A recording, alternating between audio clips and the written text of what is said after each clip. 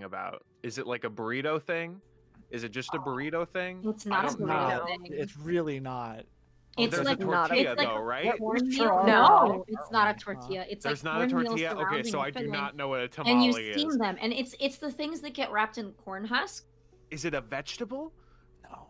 No. Yes. Vegetable. Oh my god. Okay, what we're hold on. talking It, about. but usually Are we they- live? We are live, yes. Are we? Yeah, Oh. we sure have been live. Okay. We Yes. seem to have been. What?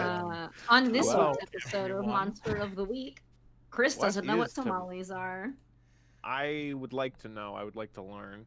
This is absolutely incredible. Hi everyone, welcome to Hello. TurnTables RPG.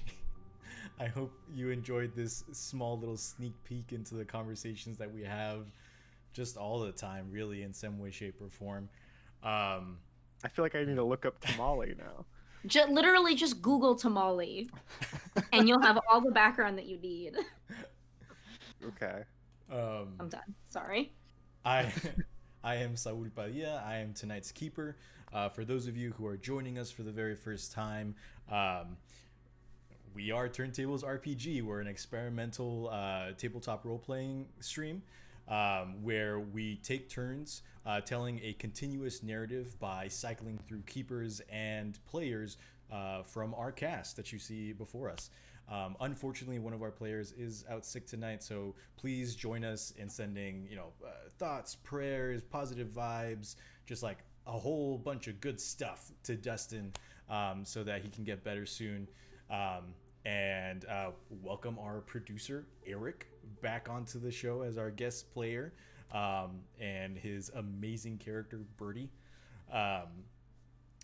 With that in mind, some very quick announcements before we kind of push forward, and also giving just like everyone a little bit of time to finish their tamales / just get into the air of this very casual stream that we're having on tonight. We've got buttons unbuttoned. It's very casual. Announcements. Yeah. So for those of you who again are joining in for the first time, we have been extremely fortunate as a stream to be able to say that we are now Twitch affiliates as we slam a giant tamale onto the OBS. We are now Twitch affiliates. These look disgusting. I'm not gonna lie. It's what's on the inside, Chris. Get out of here. But, okay. You're on You the don't nice, eat buddy. the corn husk. Yeah, no, you take it out of the husk. You don't eat the dry, crunchy bit. It's You not can't eat the food. husk. Whoa. You you're can't. blowing Well, my don't. mind. We are Twitch affiliates. Believe it or not. If at the end of tonight or at some point tonight you would like to grace us with a sub, we would be very, very thankful and honored to have it. Otherwise, we just hope that you enjoy the story and enjoy kind of the shenanigans of tonight. Along with that, if something that we've kind of had in the works for a couple of weeks now that we're hoping to roll out before the end of January is a Patreon page that we are going to be releasing. Oh yes, hands on cheeks. And with that page, we're still working out the tier levels, but we are definitely going to have a $1 tier that just kind of like opens up the content for everyone inside. At the same time, we're also going to have free content on there as well, just to like give you all a sneak peek of what you could be in on. But other than that, we're still working out like what we're going to release. Where we've been talking about, in character journal entries, in character interviews. Along with also really nice like made up PDFs of the mysteries that we've been running thus far, so that y'all could try it out at home if you'd like to. But yeah, we've got a lot of stuff coming up, so stick with us and hopefully we can see through to that. For those of you who are already subscribers, thank you so much.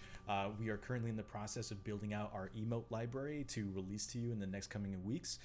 We're taking it piece by piece, because right now are just wild times, and we just want to make sure that they're high quality and that y'all will enjoy them as much as possible. Yeah. And So just if you want to sub with Twitch Prime, it's free Yeah. money. go do it, Literally Chris. making It's free money. Yeah. It's literally free money, guys. Like if you just link up your Amazon Prime account to your Twitch account, you can literally just click the little subscribe button below for free. and it's literally just, you know, say what you want about good old Jeff, but we could use some of it. I'm just saying. Yes, thank you, Chris. And for those who don't want to give, have anything to do with Jeff Bezos, don't fault you there. But keep an eye out for our Patreon, because any support would be fantastic. Like I said, in the next coming of weeks, we'll be kind of announcing a bit more, and definitely coming to you with kind of like a more transparent plan for what we plan to do with all that, with all the great support that y'all are giving us. With that in mind, any other announcements? Masha, I think you might have had another birthday. Oh, yes. So last week we gave my close friend Fletcher some birthday wishes. This week it is my friend Fletcher's dog's birthday. So happy birthday to Fletcher's Chris. dog. Can I get dogs in the chat, please? Yes. Dog? Your Dog? Dog? It's not going to register super well. Oh, No, this there is he hard. is. But He's there's good. Frisk with a little birthday thing. So I love him. yeah. So What was his name? Frisk? her name is Frisk. Her name is Frisk. I apologize. Yes, and that is, I believe, a Undertale reference. It as is well. an Undertale. So Cute. Oh, okay. yeah, Happy birthday, she's Frisk. a very good girl, and I love her very much. She's very small. Other announcement, because Dustin's not here to plug it. We've got a Discord. Surprise! You can see one of our emotes that we made in the Discord right now, but maybe I'll send another one. Ooh. Chris or Eric, could I get one of you to post the link in the chat for us? Oh boy. Both of you is fine too. How do I Oh, geez, oh, Whitakers. Oh, my. Why did I say Whitakers? Golly I don't gee. know. Whitakers. Golly gee. Again, if you're just joining us, welcome to Turntables RPG. We are playing Monster of the Week tonight, and it does mark a little over 2 months since we started. Since I did the Halloween one shot, and now we have cycled through the cast, and have come back to me, and we're kind of like considering this kind of like the mid-season mark, and we are stretching out into the second half of season 1. And we are very excited. We had a big kind of like meeting just last Friday, I think, to kind of hash out a little information here and there and talk about stuff. There's still a lot of things that the players don't know, that we don't know, as keepers we don't know, that we're very excited to kind of like build up on and see how that turns out. With that in mind, I will say, do not be alarmed if I pull out this thing in the middle of our session tonight, because I was so busy finding a really cool shirt to wear that I did not write out my notes onto like nice pieces of paper. So I have this giant whiteboard that I've been using for during the development process of this mystery. So if I pull it out, just don't be alarmed. It's gonna go back down in a bit of time. He's got his priorities set. It was worth it. Shirt first, mystery Yes. later. It's a nice shirt. I like it a lot. It is a very nice shirt. I will say. It was the first thing I said when you came on the call tonight. But yes, if I also just kind of like am looking down at the ground, there's not like a rat in my room or anything like that. I'm just kind of like reading my notes. So. Well, now I'm suspicious that you just have a rat in your room that you've been hiding from us this I whole wish there time. was a rat in my room. Be careful what Can you we see wish the for. rat? I like So it's time that you finally open up and show us the rat. You've been hiding it for too long now. We've been meaning to have this conversation. You've been doing a ratatouille, but for playing Monster of the Week. Yeah, There's show us been what's one under the his hat. ball cap all this time. Welcome to tonight's episode of Turntables RPG. Well, with that in mind, I don't think we have any other announcements. Thank you for joining us. Let me get some things situated with Groovy, and we'll go ahead and start tonight's little prologue. Okay. Let me...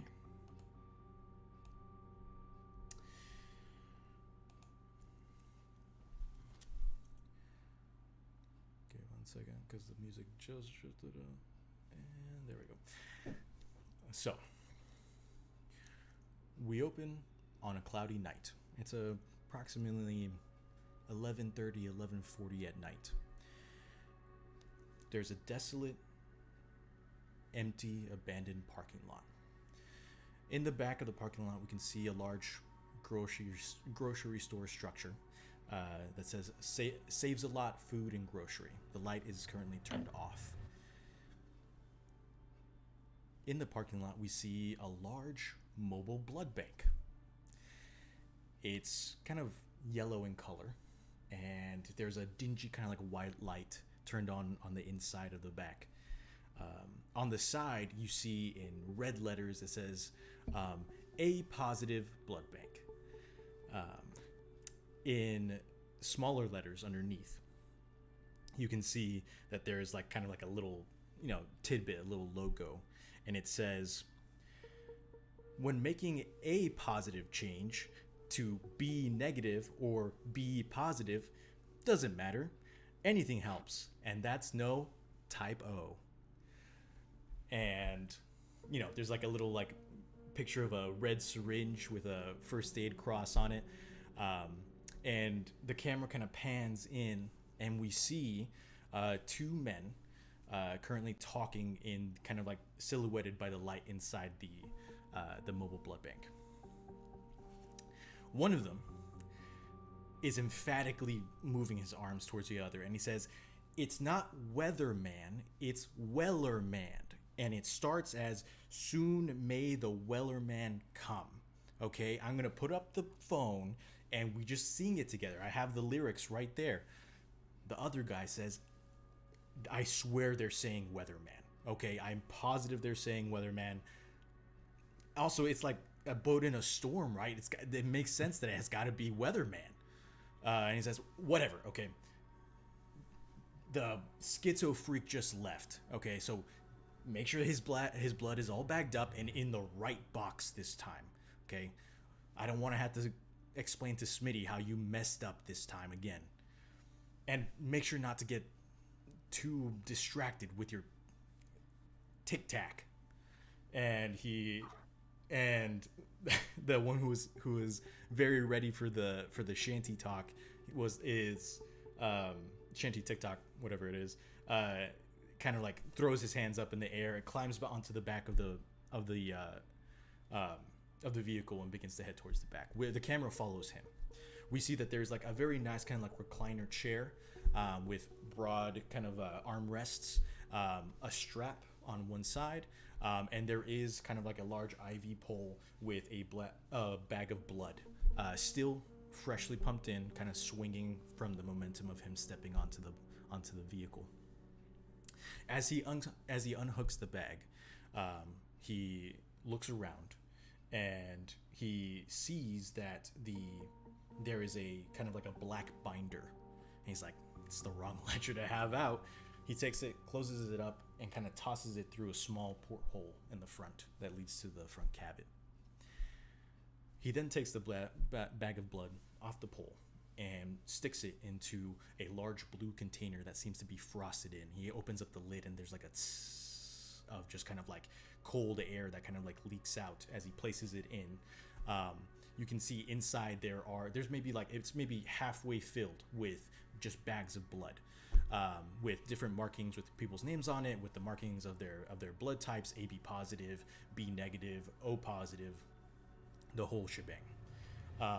As he closes the lid, there's a piece of masking tape at the top that says, "For us." As he closes the lid, he calls out and he says, "Chaz, I got it. You ready to do the TikTok?" No response.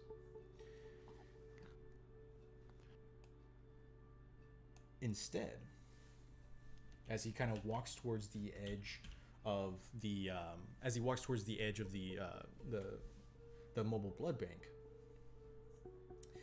he takes a pause and he hears arguing. There's two voices kind of like arguing to one another, he turns around and looks, and he sees that there's a motorcycle, kind of like that has pulled up to the side of the mobile blood bank.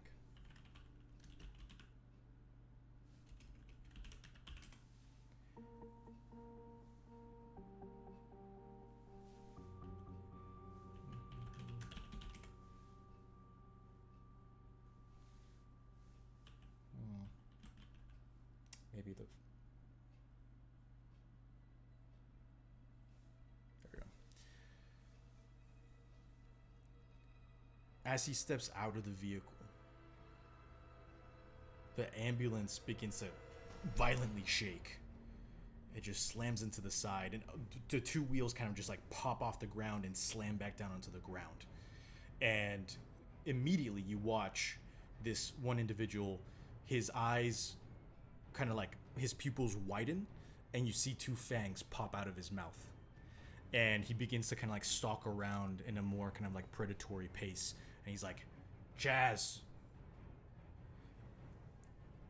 He hears a scraping, like nails on a chalkboard. And as he scoots around, he sees that there's 4 large claw marks just kind of like dragging across the side of the mobile blood bank, totally messing up the logo and title. As he scoots around to the other side, he sees, kind of like outshone by the lights of the mobile blood bank, there's a body kind of just like splayed out in the front. What?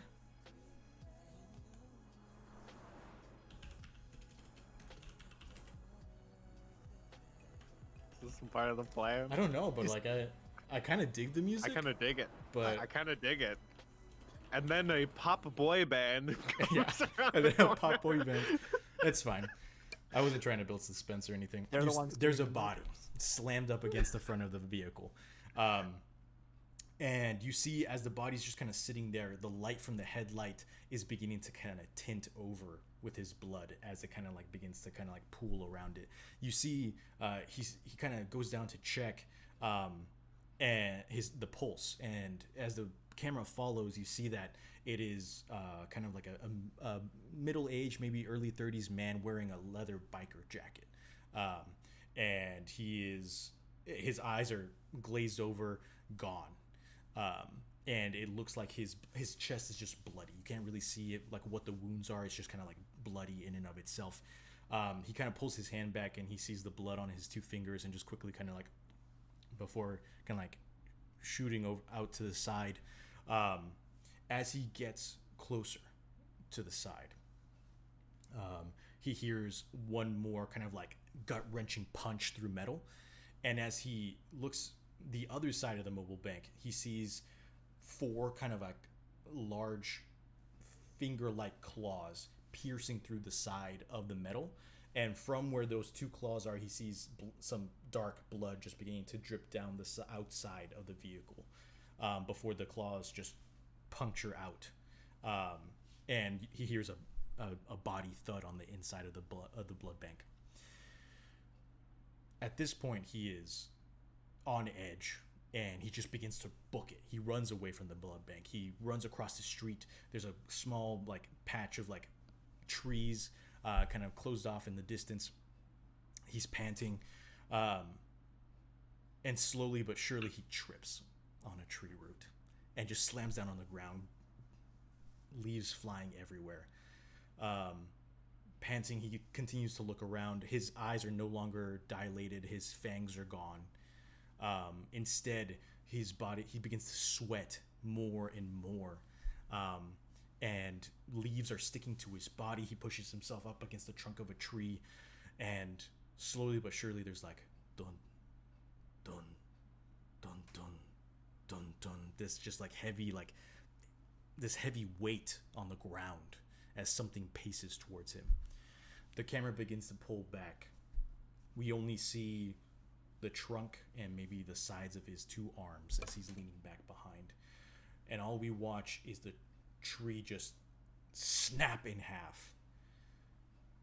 The wood creaking as it begins to fall down to the ground, and the sound of bones being separated and a bloody scream. before we cut to black.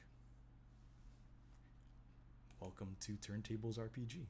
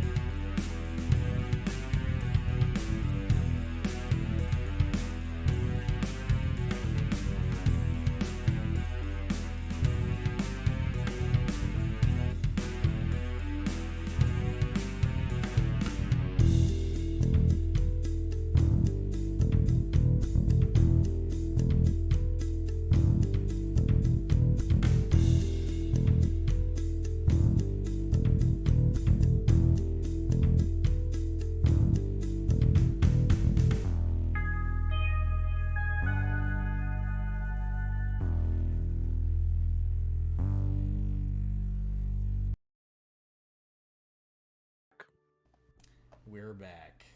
Back. Yeah. And better than ever. Let's see. Yeah. Well. Don't say that. Don't Dustin's say not that. here. I'm sorry. I promise I have no idea where the easy listening came from, but like, it was a bop. I liked it a lot.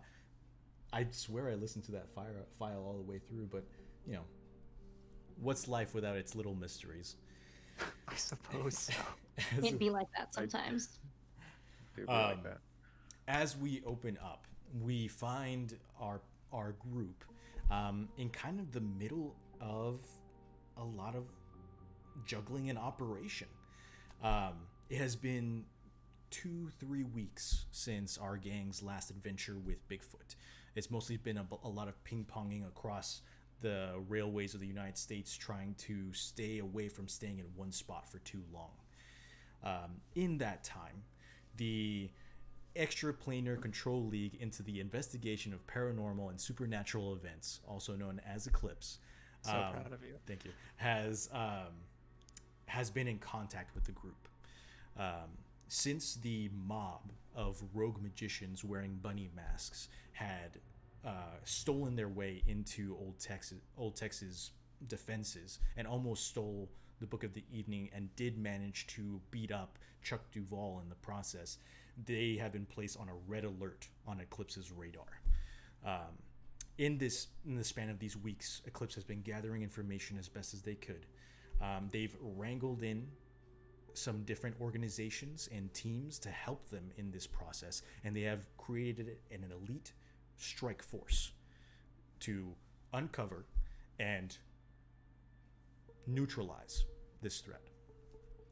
In that group is also oh my goodness, Megan Dougherty and some members from Lyft, who, Masha, correct me if I'm wrong, I believe it's lifters into fantasy things. Let me check my notes. I'm pretty sure it's something along those lines, but fantastical things. fantastical things. Thank you. Fantastical things. Very close. Fantastic. They have been brought in as kind of like backup and muscle in and of themselves. However, our group has not been asked to be a part of this task force, a part of this strike force. I'm offended.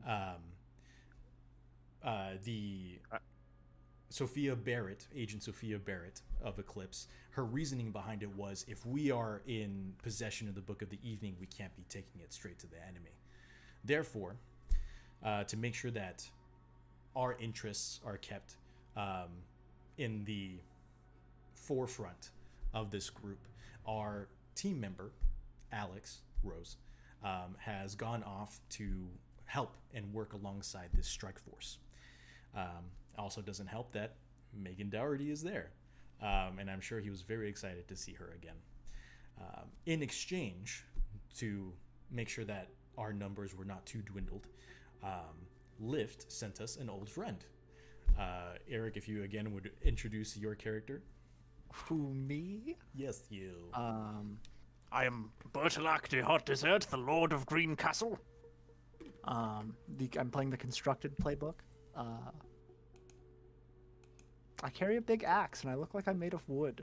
That's about it. Does that cover what you want? Yes, that's perfect. Okay.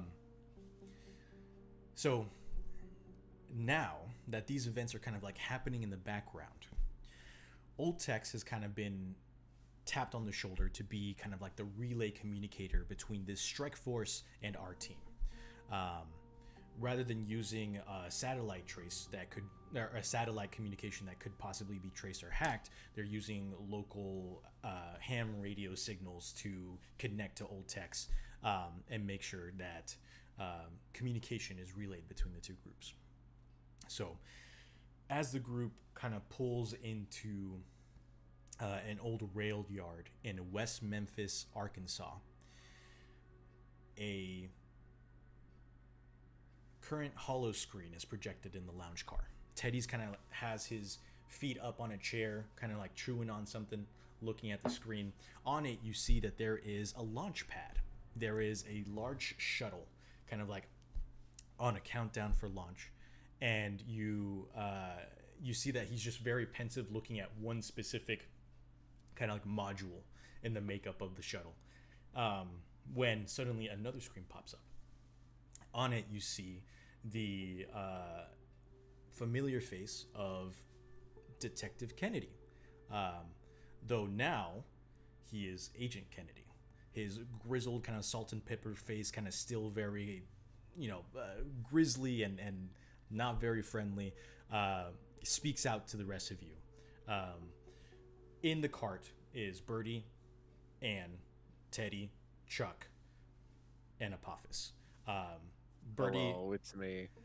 Birdie and Apophis are definitely kind of like the larger of the two, kind of like sitting on chairs trying to adjust as best as possible when the image appears. And Agent Kennedy says, "Hey, listen, guys, have y'all gotten to Memphis?" And Teddy kind of looks up and he says, "Yeah, we just pulled in right now. Why are we here again?" Agent Kennedy says, "Most of our resources have been taken away for this strike force thing. So we need somebody else to handle cases on the ground. There was kind of a fucked up murder last night at a grocery store here. I think you're in West Memphis. It's kind of confusing, but you're there anyhow. So if y'all could, look into it for us and just make sure it's taken care of. If it's something that's supernatural, take care of it, let us know. We'll be in communication through Old Tex." And Teddy kind of looks at the rest of the group and he's like, "I should probably stay here just in case they do call. But you all, with the exception of Birdie, you all have cell phones tied to Old Tex. So just shoot me a message in case you need me to look something up, or if you need any help, I'll be there as soon as I can, really. But I think I should stay here for this one."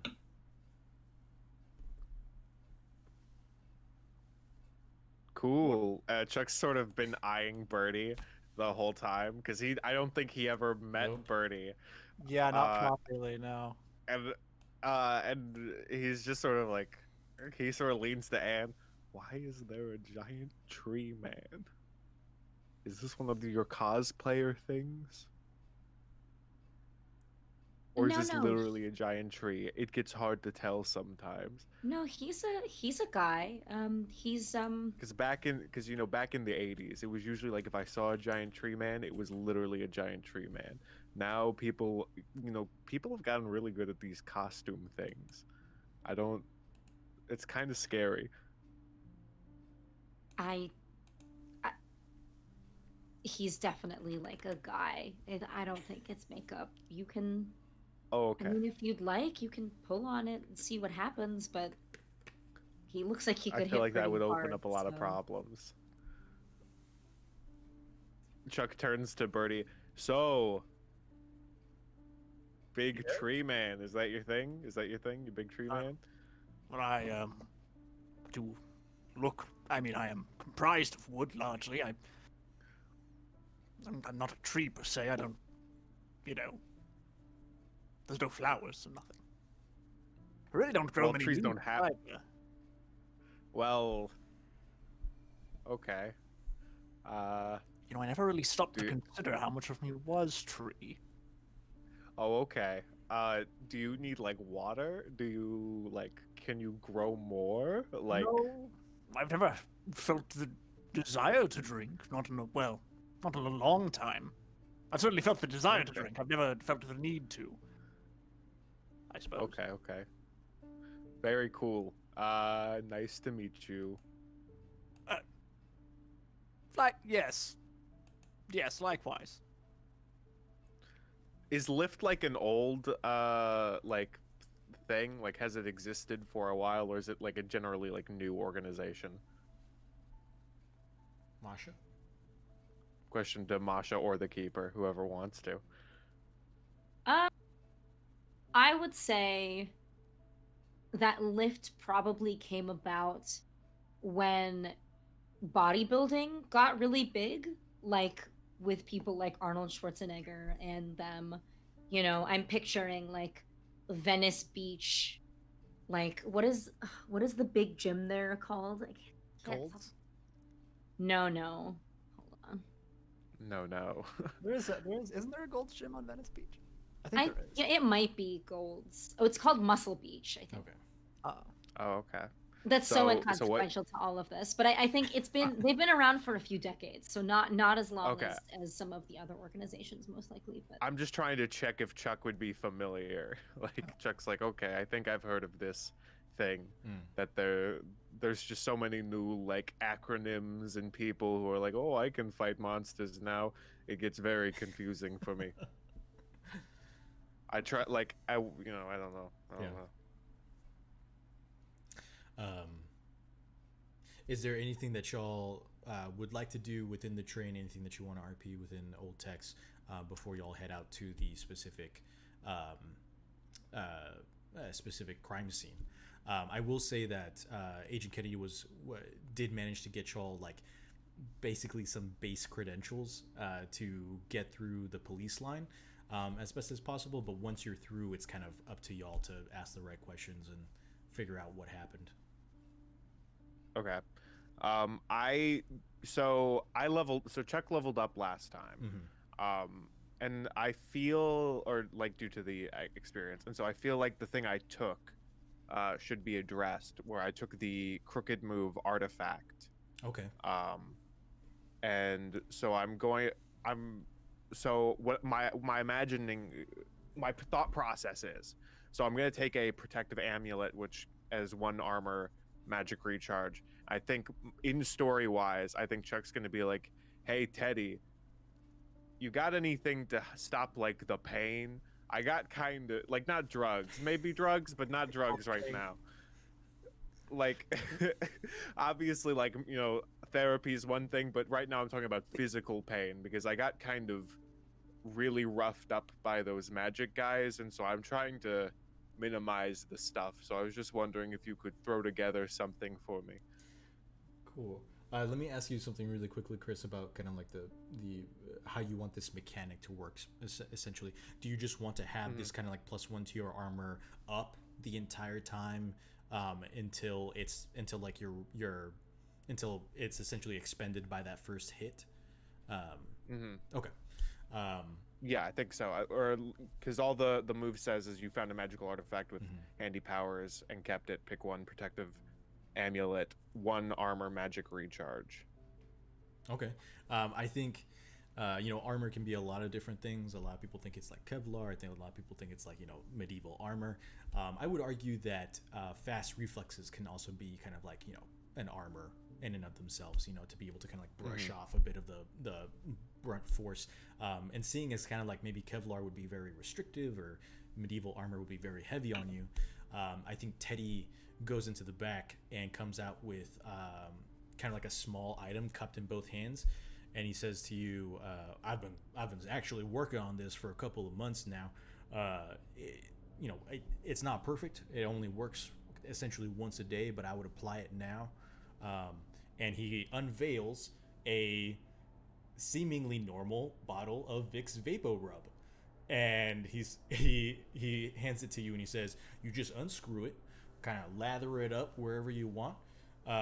It's gonna you know how Vicks kind of like wakes you up a little bit more than normal. This one's gonna wake you up a lot, and so you're essentially that first kind of hit that you're gonna take is gonna make things kind of slow down a bit, and you should be able to dodge it a little bit easier. But once that's done, you gotta wait another 24 hours before unscrewing the lid again to get the same effect. It kind of has to ruminate within the container. Okay, I got you. Okay, thank you. I appreciate that. This helps a lot. And he takes the bottle and he puts it in his like inside coat pocket right next to his. I assume he has a flask of something. Sure. What is inside the flask? It's gonna be real bad if he reaches to drink something and he grabs the the wrong bottle. But here we are. Teddy will just kind of like nod and maybe almost kind of like raise his hand to like maybe clap you on the shoulder, but he kind of brings it back down. He's like, you stay safe out there. That was a weird high Chuck? five. Just stay safe out there, Chuck. You too. A lot of people just a lot of things be happening to the train. Yeah, Teddy's going to So like pull out the sonic rifle and set it like right next to his chair that he had been sitting in this entire time. And he's like, I'll be ready for him if they come. Teddy's okay, cool. gonna like sit outside the front of the train with like the rifle leaning up Lawn against chair. it and a glass of iced tea. Just wait. Hell yeah. What you doing around these parts? Rocking chair. My yes. God. Yeah. But he does click back the hollow screen to show the shuttle launch once more. And he looks to the rest of y'all and he's like, I'll make sure to call you in case anything happens, but I've got a vested interest in this here launch. I gotta make sure it goes off without a hitch. What are you launching? I figured it might help to have a kind of a backup in a space where it's arguably out of reach of prying hands or dangerous effects. And he points, and you see that there's like the camera's kind of like switching to a different angle around the launch, and in the center of this shuttle launch, there's kind of like a maybe nearly 10-foot kind of like sectioned out space of this shuttle that has the Texas flag just kind of like painted onto it, and he says that is Shuttle Neo Tex, and he's gonna be my backup for in case anything happens. I'm not gonna lie to you, those rabbit guys really got to me, so I just thought might be safe to have some insurance, I guess, out in space. And plus, there's a lot of debris that the shuttle itself is programmed to clean up while it's orbiting around the planet.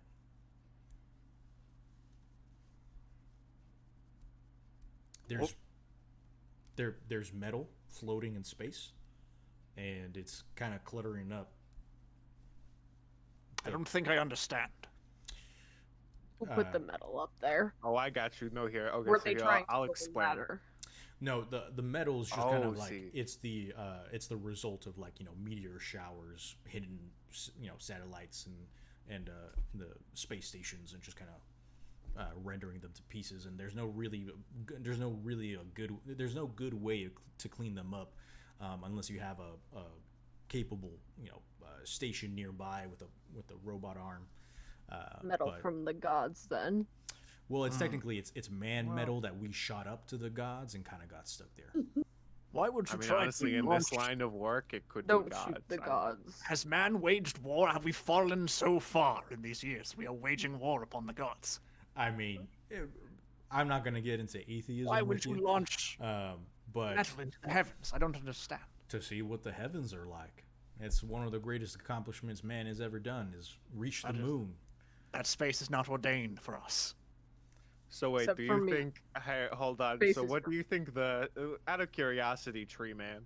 What do you think the shape of the Earth is? Just out of I'm curiosity. title, for one. I would appreciate you not to call me Tree Man. Okay. What's the shape of the Earth? Well, I believe it's, if I read correctly, I believe there were astronomers and the like in Greece and some off to the east who ordained it to be a sphere.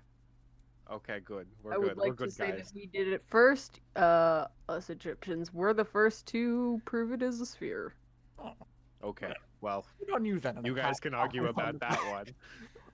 And all those Chuck just backs mathematics- away. And help me. I am no expert.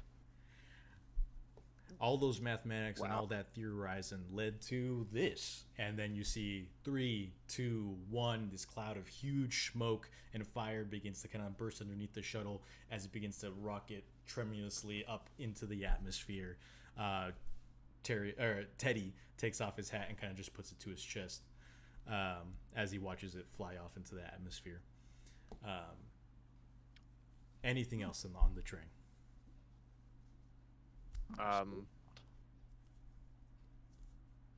Are we all good? Do we want to go see what's going on, or do we want to continue ready. more debating who discovered the Earth was round?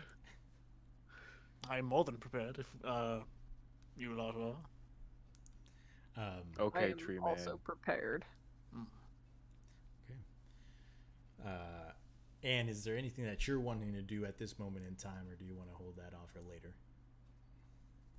I mean, Anne does have her beginning of mystery move, but I think that she would probably use it. Well, we know that we have information already, correct, about Yeah, you don't the know crime at all. No, you just know that Okay. there was a murder and it is suspect, and therefore they're sending you to check it out. It's just the Yeah. nature of the deaths that seems to be unnatural. We I have a think that- location, right? Yes, you do have a location. It's like maybe this town is very small, so it's really like max a 5-minute walk from the rail yard in and of itself. Dang. You were able to see as you came in, like into the rail yard itself, that this area, West Memphis, has a lot of kind of like delivery depots and kind of like so it's like, you know, FedEx, Amazon, Walmart, they all have depots here that they just send out truckers on 18-wheelers and things of that nature. I think there's an actual word for it that I'm just kind of blanking on right now, but there just seems to be like a lot of traffic all the way through, whether it just on the sense of like 18-wheelers and things of that nature. So most of the area, the actual town itself, is very kind of clumped together, while the rest of it is kind of way stations. I think Anne's going to hold her beginning of the mystery move until she's at the site. Okay.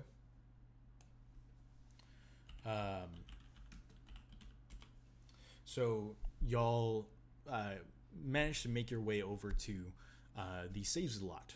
It's a local grocery store, and you see that, with the exception of kind of like the first 5 parking spaces in this parking lot, everything has been cordoned off. There's kind of like 2 vehicles, kind of like splayed out, or 2 police vehicles, kind of like with lights on, 2 patrol officers just kind of like in normal uniforms, kind of like leaning up against, watching, taking a look out. You do see the actual truck, the mobile blood bank, just kind of like in tatters. There's like scratch marks all over it. Blood is smeared on the sides. It's so very grisly to see from a distance, at least. And there's kind of like a white command tent set out over it with kind of like clear panels on the sides. And you can see that there's like currently like one person kind of like milling about the inside of the tent. And as you walk up, the two officers kind of like come up to you and hold a hand out, and they're like, yeah, can we help you folks? We're kind of in the middle of something. Oh, To be here. very quickly. Thank you, Apophis, for saying that. Teddy did very quickly before they left, because I forgot about this. He set up a hollow cloak for Birdie as well. I was wondering if you were gonna bring that up. Unfortunately, he didn't have enough time to create an entire different person from what like he did with Apophis. Instead, he took several like celebrity paparazzi photos of Gary Oldman and just kind of like slapped them together into a whole cloak, and essentially gave Gary Oldman kind of like a green goatee, and but, I'm Gary Oldman with green hair. Yeah, yes, you're Gary Oldman with green hair. I love this. I'm huge jacked Gary Oldman with green hair. This is my favorite thing. And as you walk Oh my up, gosh, is that guy from like the Batman movies? Wait, whoa, this is crazy. I thought he was just a tree. He's such a good actor. I didn't know. Academy Award winning. Yes, and so the police officer, he's like, well, do you have any credentials or anything that proves that you're who you say you are? My name is Bertolac de Hotteset. I'm the Lord of Green Castle, and you will let me and my compatriots see this crime scene. Oh wow, this guy. Wow. Okay. What is our identification that we were given? Like, is it just IDs? Is it like badges? Like, hello, Yeah, I'm a private investigator. They are badges, but we're gonna play this part out real fast. Eric, I'm gonna need you Okay, to cool, thanks. roll me manipulate someone. So, just because this is important, as a construct, I have the move Inhuman, which is I take a minus. Wait, no, hang on. When I make a move relying on social intelligence, I take -1. So I'm going to be taking -1 here. Oh, good, cool. Thank And you. this is a what again? Manipulate someone. So it's you'll add charm. So that's already a -1. So we're going at -2. Cool. Oh, very cool. oh. So hey, I rolled a 2 and a 1, which is a 3. -2 is 1. Starting off the night Good. incredibly. I'm about to be arrested, for like no reason. Anyway, I'm gonna mark an experience there. Thank you very much. We'll say, as you say, you repeat your name and your titles.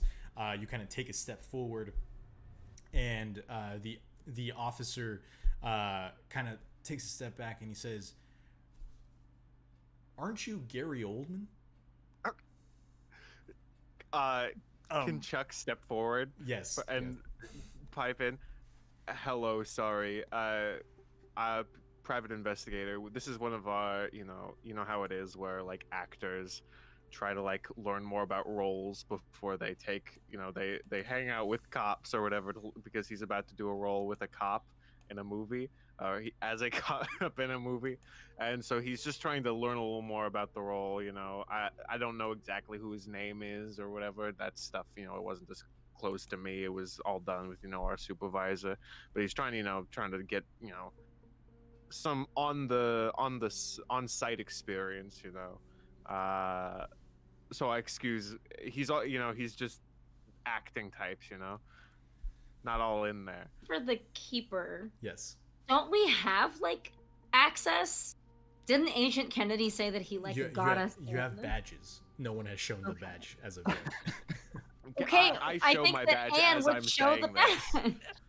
Yeah, I'm like, hello, I'm a private, I'm an investigator. This is maybe Gary Oldman, who is who is understudying us or something, or doing some like research for a role.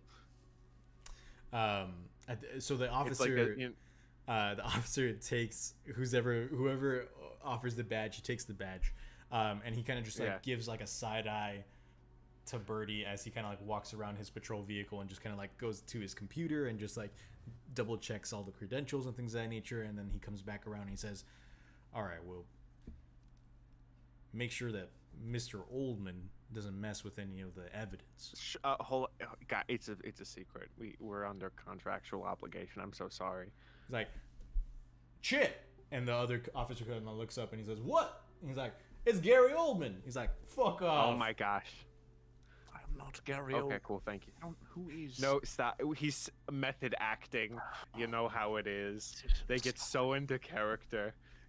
But he allows you across the yellow tape.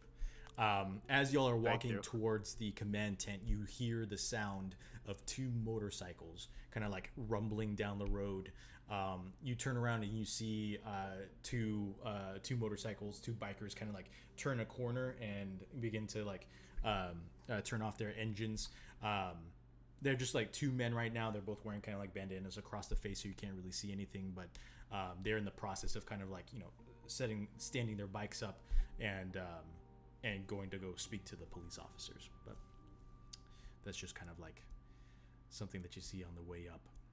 Are y'all heading to the command tent or the white tent? I believe so. I guess. Okay. As you approach the white tent,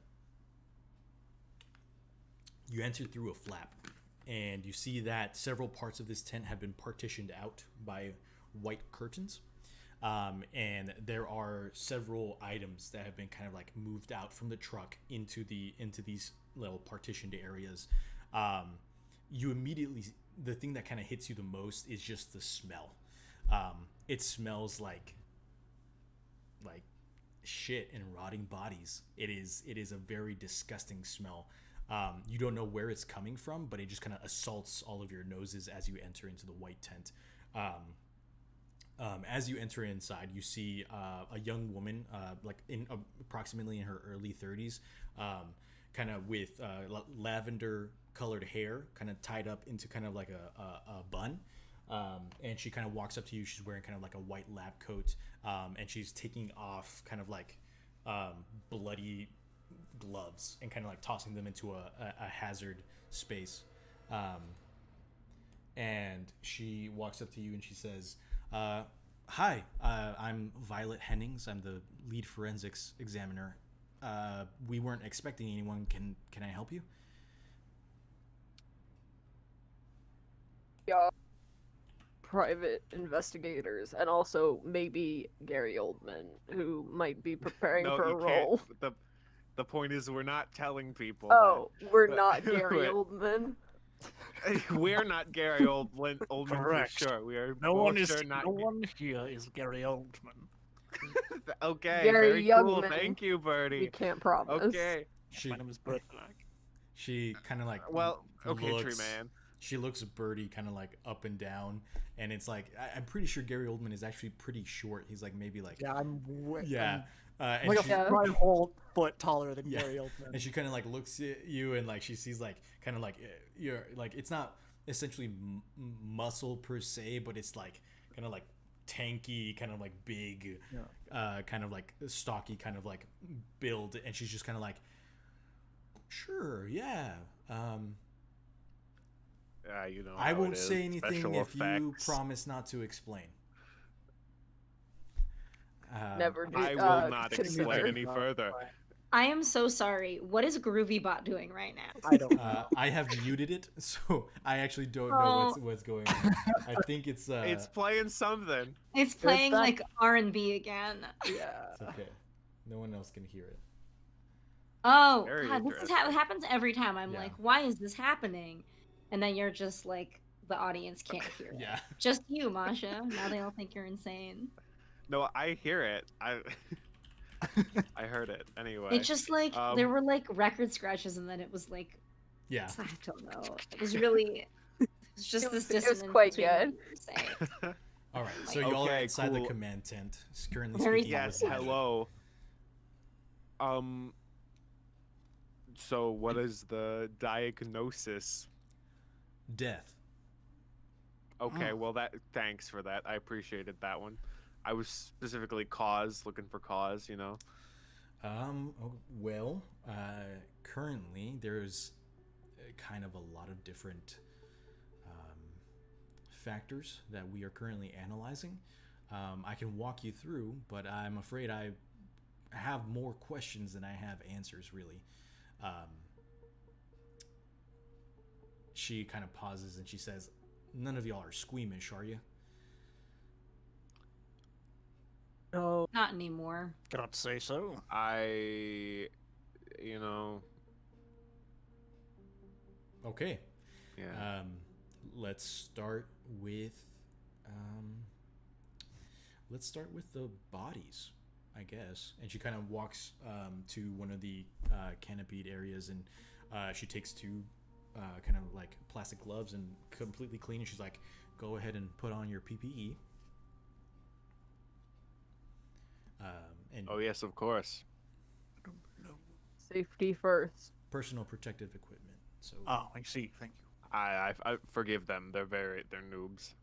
Yeah, I don't think know why I Anne know that word. Anne would put hers on and kind of instruct Birdie and Apophis if they needed it on like how to do that. it's very I interesting. imagine Apophis Chuck- has figured out like gloves by now. I think Chuck has impersonated a lot of people before, and so I feel like he knows a little bit of this.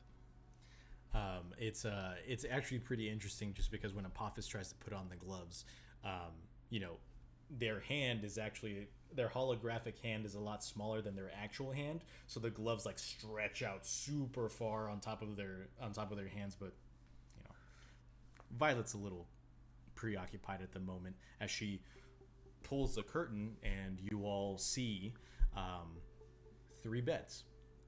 On the beds, the white sheets are kind of caked in dry blood. On the beds, you see 3 men, most of them kind of like in their 30s, whether late or early. The problem is that their entire chest cavity has been ripped open. As you pace along the beds, you can see that their body has like claw marks and things of that nature. Like like one of their arms is like completely like ripped off, or other ones are just kind of like flayed, like the skin has just been ripped off. It's like almost as if they've been mauled by a wild animal. However, their chests in and of themselves, like there's no Y incisions needed at all. The chests themselves have been kind of like gripped and broken apart, broken open. So like the rib, everything okay? I just had a question for you Okay. when you were done Yeah, describing. the rib cages are kind of like, you can see the ribs kind of like poking out of the chests to kind of like reveal the squishy parts on the inside. That's you haven't like gotten very close to the bodies, but that's what you can see just like from initial glance, like first glance into the room. Yes, Eric. I guess the question makes more sense now approaching the bodies. Mm-hmm. So do we like get closer, sort Yeah, of? yeah, Or does absolutely. okay. Looking at the corpses, are there hearts in the chests? Yeah, that's what I was gonna ask. That's a great question. It means nothing to Birdie, but Roll me an investigate a mystery. okay, that is plus sharp, right? Mm-hmm. Okay, that is 5, 3, and 1, so that is 9 total. All right, so with the 9, you get to hold 1, and you get to ask 1 question from the following. What happened here? What sort of creature is it? What can it do? What can hurt it? Where did it go? What was it going to do? And what is being concealed here?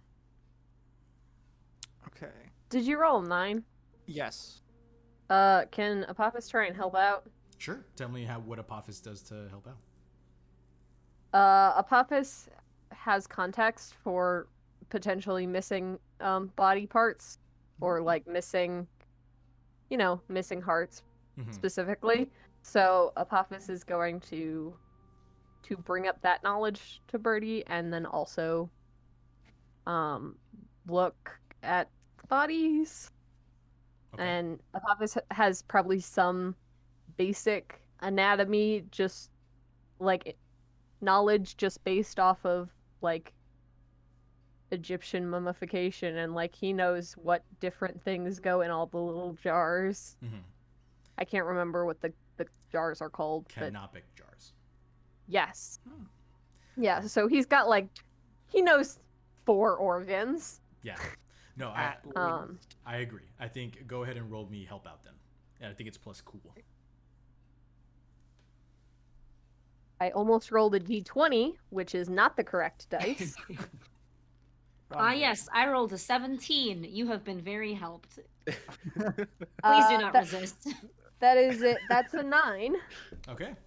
So on a 9, your help grants them +1 to their roll, but you also expose yourself to trouble or danger. I think. Why are your gloves so big? What's going on there?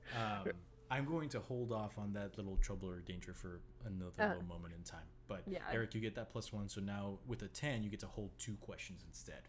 Okay. Do you have a question to ask now? What sort of creature Mm-hmm. is it? And I think one of the questions was like, what was it trying to do? It was what happened here? What sort of creature is it? What can it do? What can hurt it? Where did it go? What was it going to do? And what is being concealed here? Okay, so what kind of creature is it? Is one, and the second is I think just what happened. Actually, yeah, just like what happened here. Okay. I think so. Birdie is he's a martial person. He understands combat and kind of like has probably been on wild hunts and has seen probably creatures that have been mauled by large animals. And as you're kind of like looking at the bodies, and Apophis is kind of like next to you, pointing things out. There's one blatant fact that kind of like that you for sure see when you go up to the bodies, and it is that none of them have any organs inside. You look At inside and you can see the inner lining of the chest cavity muscle and fat, kind of like ingrained into the back of the rib cage that is currently still giving the torso form. But you look inside and all you see is just like the line of the spine, the bones of the spine, kind of like just twisting from the other side. And it's really weird. You're used to seeing like maybe like skeletal, diagrams, but you never see the inner body without the inner organs. Yeah, at one point or another, I've probably seen the insides of a dude, but I've never seen without. like Yeah. The thing that pops out to What is you, it? or for at least what you're looking for with what sort of creature is it? You notice that the way that the ribs, the outer ribs that are poking out, the way that they're broken, it looks almost as though like a large creature had kind of like grabbed inside and wrenched them out. So like the ones up top are kind of like poking out more so than the ones at the bottom.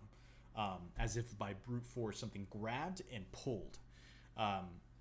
You kind of like gauge the size of it, and you figure the thing that did this is probably similar in size to you and Apophis.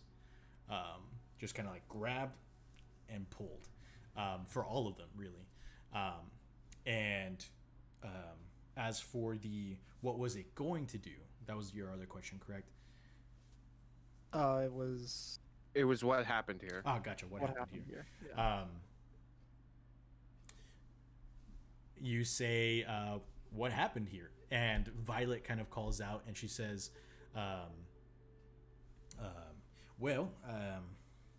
this, the A positive blood bank, they're kind of like a new thing within the community. They've been operating for like the past 6 months here in West Memphis, kind of crossing the river to Memphis itself.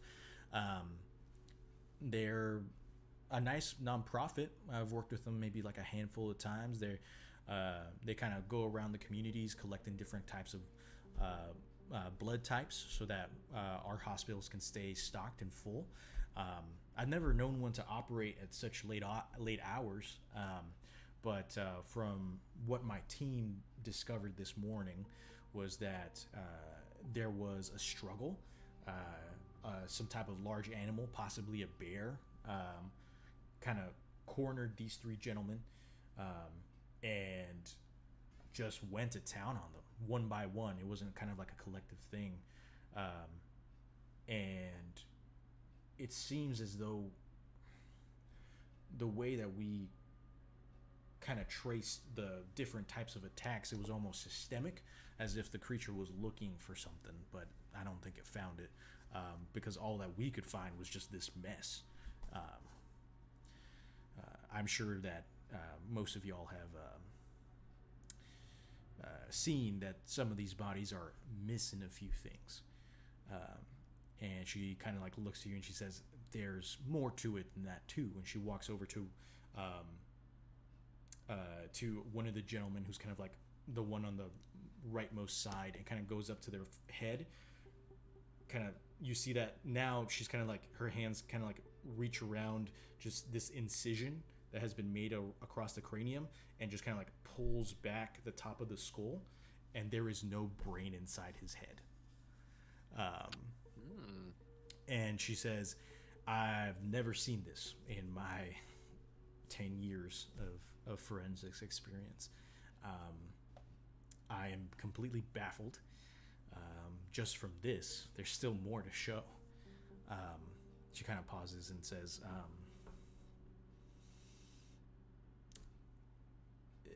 there's one other thing that I should probably show y'all. And it's about these two gentlemen here. And she kind of shows the two that are closest to you.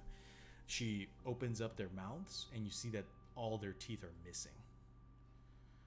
It's just like empty gums. And she kind of like stretches out their mouths and kind of just like lets them close. And she says,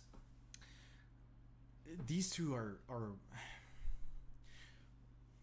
I don't know what it is about them, but their bodies are already in some form of embalming. The blood inside is already coagulated, and it should, I mean, this happened a couple, maybe not even 12 hours ago. And the blood shouldn't have coagulated that fast. I've also found traces of different blood types in just my preliminary scans of their bodies, just kind of circulating through their veins. But I don't know. It's as if they were already dead.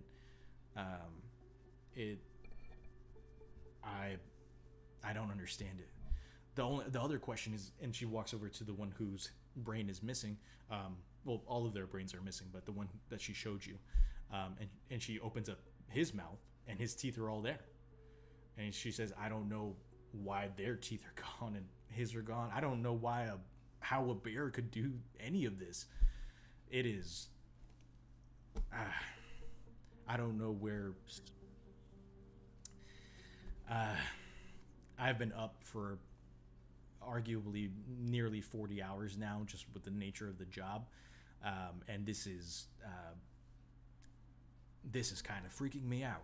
So if y'all are specialists, I'd love to hear any theories that you have about what the fuck is going on. Can I quickly ask you, ma'am, were the brains pulled out, like, through something, like, did they make an incision in the head, or were the brains pulled out somewhere else? No. Or were they just missing and you cut in? I made the incisions because... Okay, that's what I guessed. In my initial... once I saw that a shit ton of organs were missing, I weighed the bodies, and I found that there was a pretty hefty part of the brain, or a pretty hefty part of the head that was missing too. So I opened them all up and found that their brain was missing. From what I can see, the only way to really take out the brain is something that I learned in my history class during pre-med. You take a hook and you just swirl it all up and begin to pull it out of the nose like the Egyptians did. And I'm looking, very interesting. and she kind of takes like a little utensil that kind of helps kind of like spread out one of the nostrils, and you can see that like the right nostril for most of them is just kind of like busted up and kind of like just like ripped up from the inside, very violently. Ugh. And she's like, Okay. how could a bear do that? I don't know. Well, maybe the bear had a very... Yeah, maybe it was an Egyptian bear. I don't Perhaps know. he was smarter than your average bear. Oh, Oh. ooh, wow. Do you know what that is, Tree Man? I mean, Gary, maybe. Maybe Gary Oldman? Gary, Probably maybe not Oldman? Gary Oldman. Gary Treeman. That's yeah. I think. Oh. Go for it, Mars. Oh, question for the keeper. I just like, are there eyes there? Like, if we can look into their necks, are there like thyroids there? Like, are all the organs missing, or just like the big ones in the chest and also the brain? Great question. Make me an investigative mystery roll. Great. Awesome. Okay. That is a 3 plus 0. Oh, That's okay. a 3. Okay. Wow. I think Apothis, you're so elegant with your investigation. Or just walks up and grabs the dude by the neck. I was just like, what's this? I think Rips open the chest more. What's in here? Oh no. Climbs You in. still got stuff. so as you the failure for investigative mystery is that you I either give you false information or you give information to the monster or something along those lines. So I think what we'll do is Apophis, something you feel a tickle in the back of your neck, like kind of like a preternatural sense of something off. Even though this display in front of you is extremely grotesque, you turn around and you see that in one of these other kind of like sectioned off areas where there's more kind of like evidence, there is a blue cooler that is giving off kind of like a faint white glow from the inside. I will say, for the sake of this, you go off by yourself.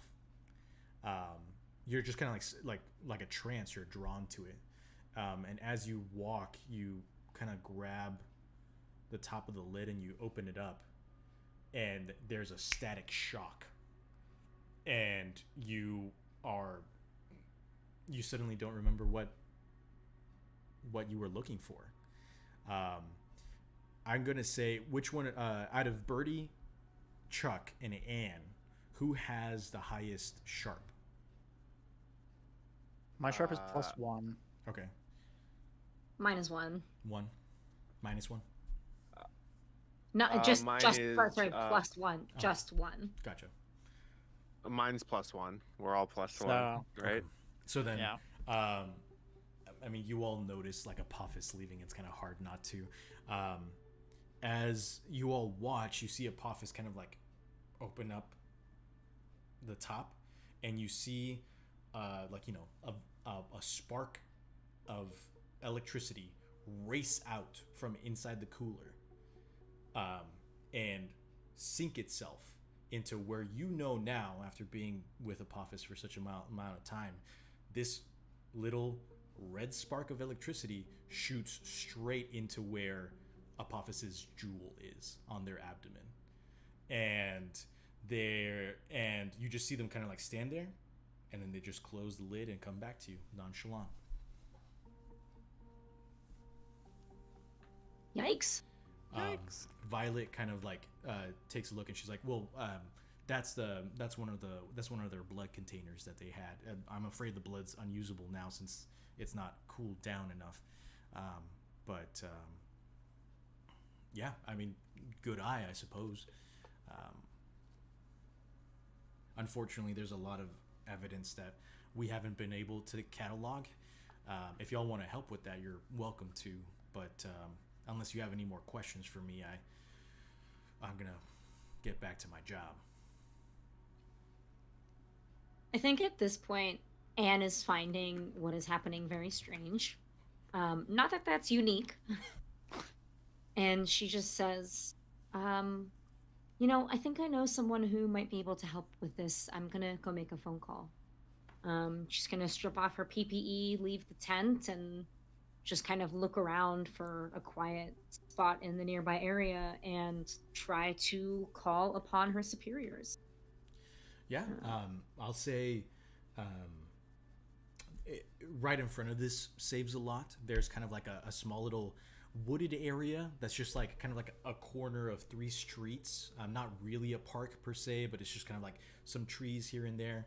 You can see that there is like one broken tree that the police have kind of like put like little yellow tape over, but there is a park bench there, just kind of like randomly placed, that you could kind of like sit down, and it's somewhat obscured by a couple of hedges and trees.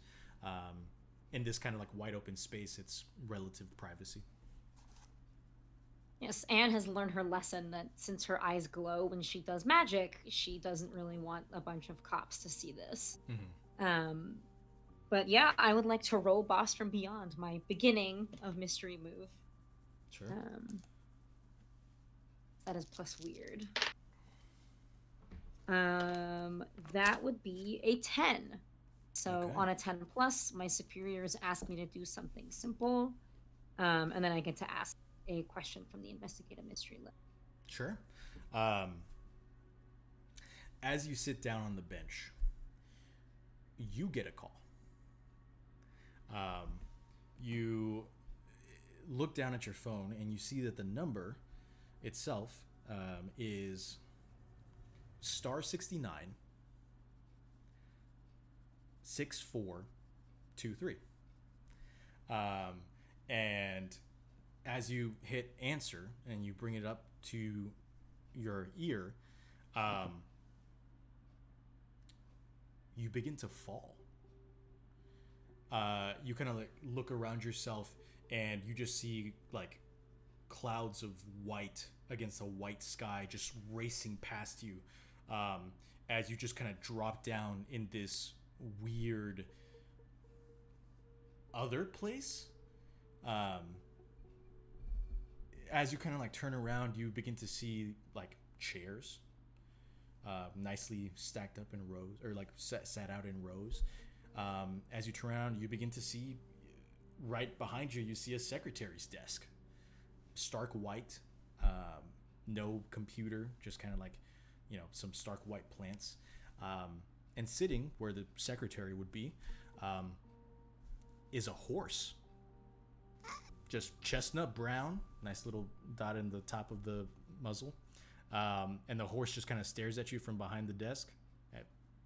You stare back, I guess. I think Anne is. I am not able to contain myself. I just blurt out, "Oh fuck, am I dead?"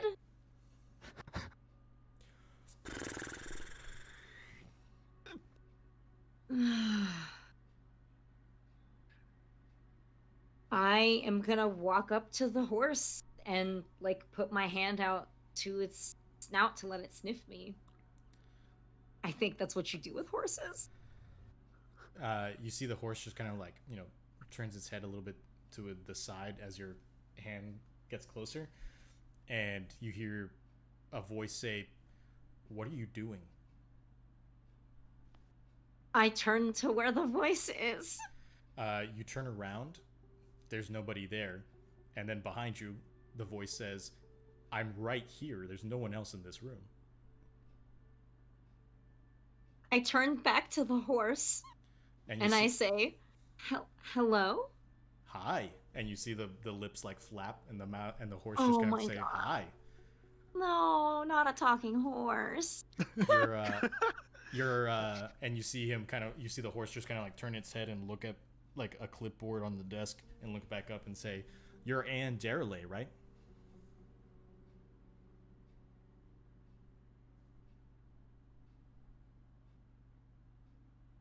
Yes, I am. Ooh, And there's a with spider. whom am I making my acquaintance? "I'm Jeff. And you're expected." And you see the horse kind of like clop around the desk, God.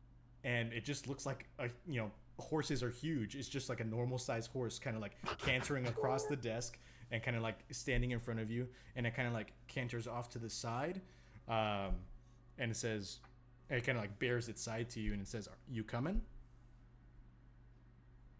Do I take that to mean I'm supposed to get on the horse? Saddle up. Well, I don't want to be rude to Jeff. You He can didn't just like ask it when him. I tried to. They tried to cut my pay, but I said nay. I think I would just look at the horse and say, "Am I supposed to? I don't want to be rude. Am I walking don't wanna get alongside you, or?" You don't want to get off on the wrong hoof. The horse kind of turns back Stop. and he says, "Yeah, of course you're walking beside me." And I'm just It would gonna be a- start walking next to the horse. You never saddle on a horse without consent. And then he just kind of like begins to clop, and like he leads you off to the side, and there on the side of the secretary's desk, there each one has like a set of double doors, again, kind of just like stark white, and the horse kind of like canters up to the door, looks at you, and says, "Well, I can't open the door. I'm a horse." Oh my god! That was Masha, not Anne. Masha can't. I believe would what's like happening. to. I would like to propose to the next workers meeting that we provide more accessibility features to the office. The horse secretary. I mean, we need a ramp. It's hard for him to get up the stairs. One, and then also the doors are very like maybe at least a push door. I don't know.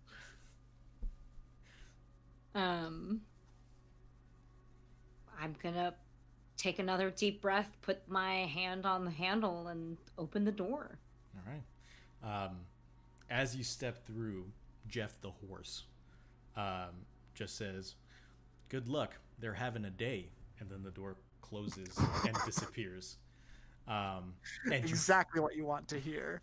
you find yourself From a talking horse. as you step through the door. There's a slight give, and you get that feeling of falling again. Except this time, you stay up. It's somewhat unsteady, but it's almost as if you are standing on a narrow jet stream of air. That's kind of like balancing between your 2 feet. And you watch the landscape, the world around you just kind of like begin to time lapse. And you are like several thousand miles above the ground. It's like kind of like being in an airplane, but with no plane. And you begin to see kind of like a storm cloud just begin to kind of like coalesce, join together, and just move towards you, this rumbling mass of dark clouds and lightning kind of like streaking across it.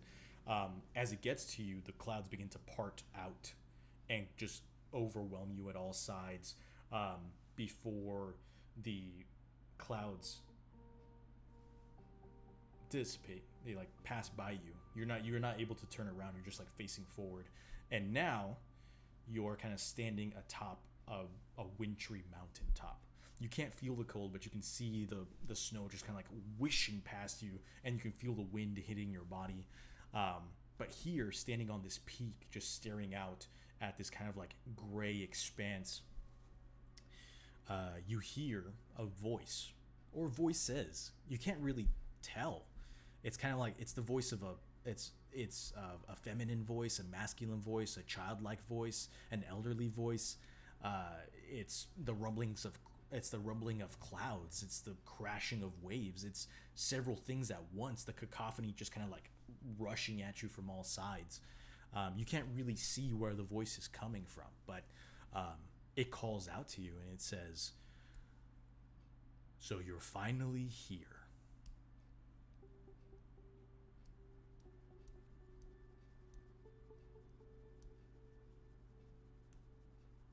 I would agree if I knew where here was.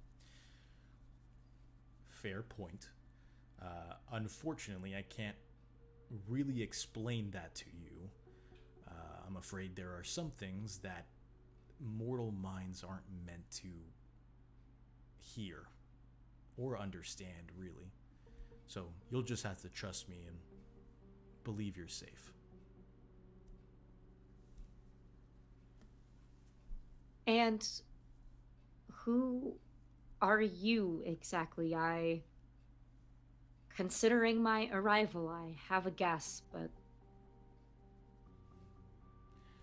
tell me, please. We, and you hear the we just kind of like reverberate in like 50 different voices as it kind of like circles around you. And he says, we are the tribunal. We exist as several points in time and space and existence, really, all converging into one omnipresent, omnipowerful being. And you, well, let's just say your trial run is over.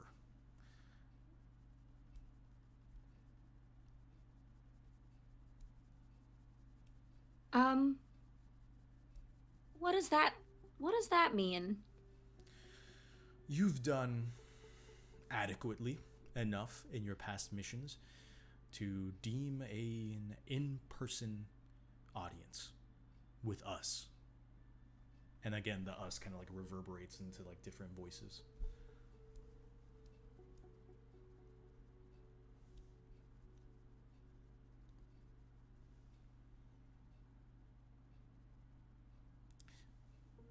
It appears now you have more to ask of us. Is that correct? I have a lot of questions, and I have a feeling a lot of them you won't be able to answer. You get one, and the one reverberates out.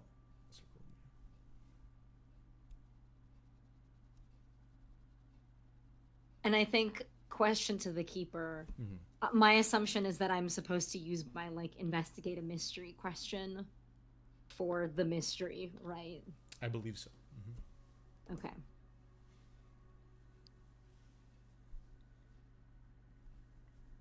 Ask where the big ZDs is. Do it. Just hear Chuck in the back of my head. His voice has found his way all the way here. I like to imagine, like, while Anne's doing all of this, it just cuts back and Chuck's like, so how do you know what Yogi Bear is? I have no idea what you're talking about. Oh, so you just said smarter than the average bear, and then cuts back.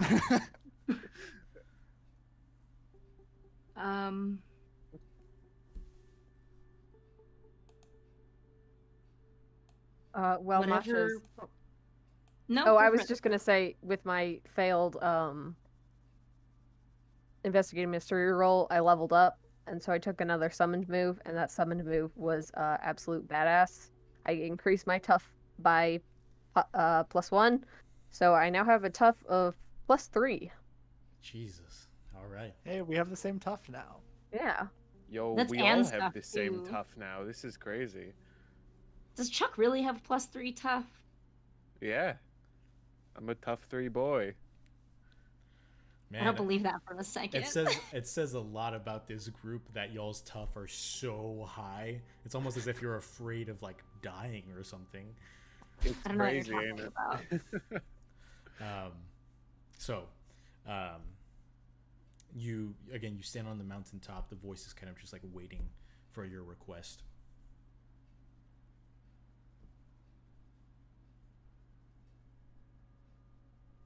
I think that Anne is kind of not getting the picture here. I think that she would just look around her, trying to find like a face or a creature in the audience, and just say, why?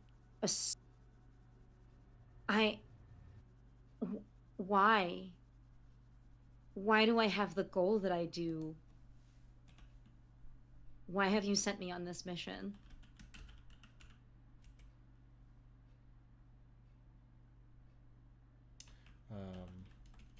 Give me one moment.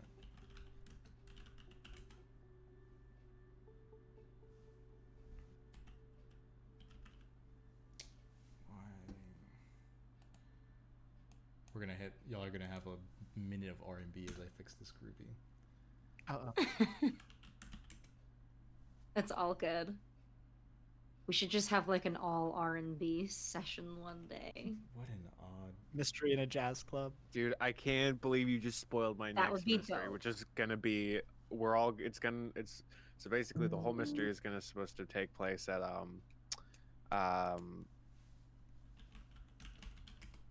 crap, I totally forget the name. A The joke's 24-hour Big ZDs, but it's also a jazz club and they serve gin and tonics. It's all like it's like a Jimmy Buffett. That's not R&B. I don't even. It's not Definitely R&B. not R&B. I don't even know. I don't even know, guys. House I thought of- the tea would help me get my mind together, but it did not. I have energy though. All right. Just my mind is still behind. Groovy's not gonna work with me tonight, so we're just gonna take this bad boy till the end of time. So, Great. you asked about your Cool. mission.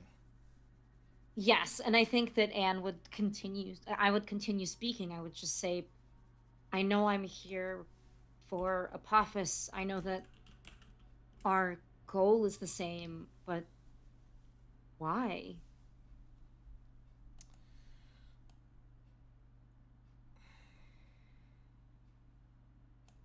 The voice kind of pauses for a moment and says,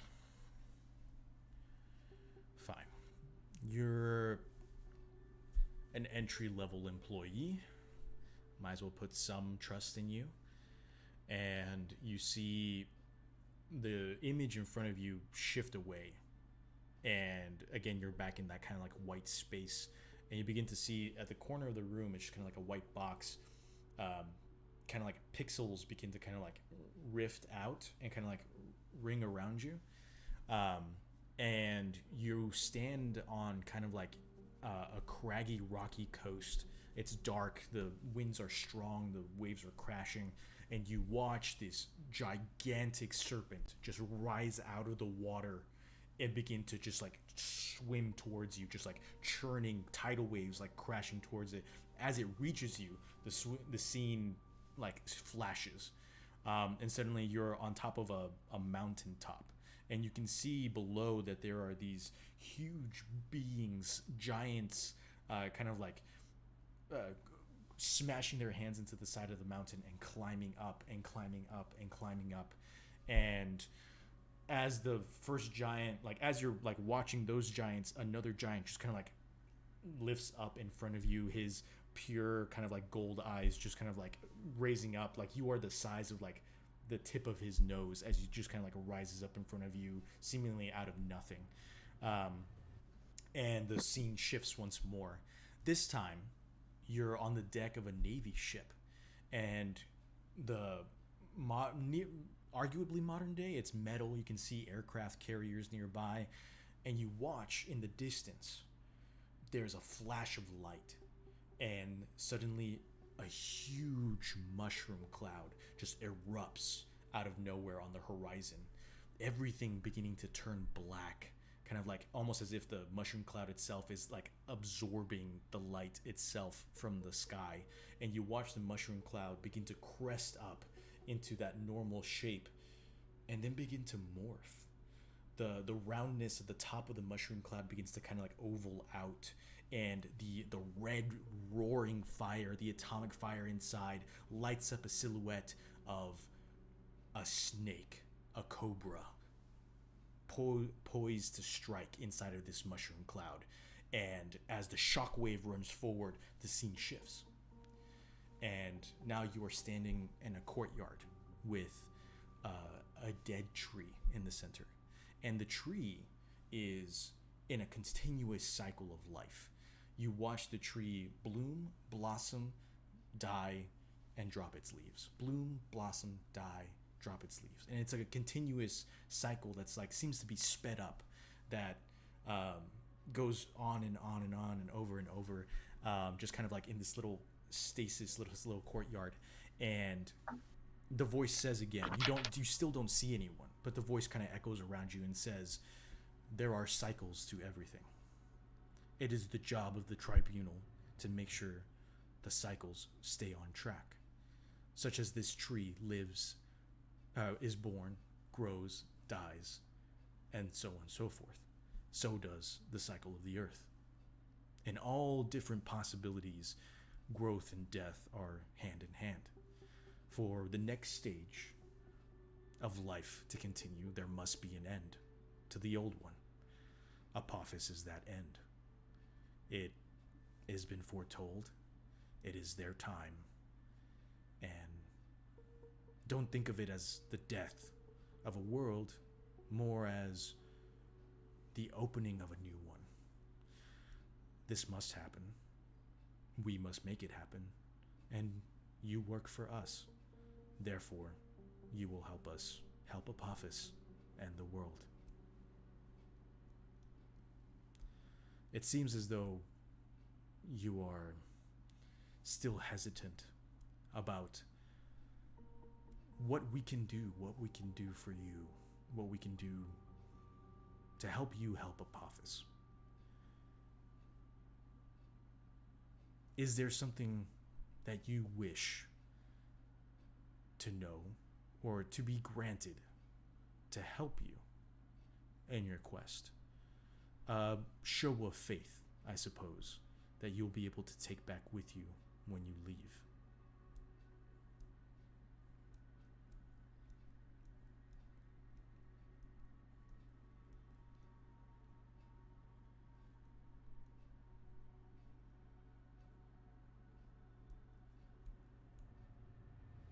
I don't know. I don't know who you are. I don't know, a note, a trinket, whatever you want to bestow upon me, I'll take. Let us ask you a question, Anne Darrelay. How would you like the ability to know when someone is lying to you? To know truth when you hear it?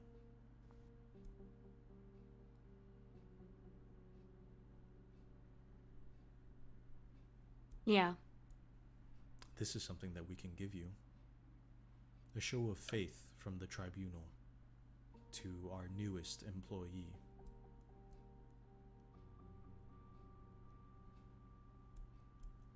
There is a price, one that will live with you alongside this gift. Are you willing to pay it?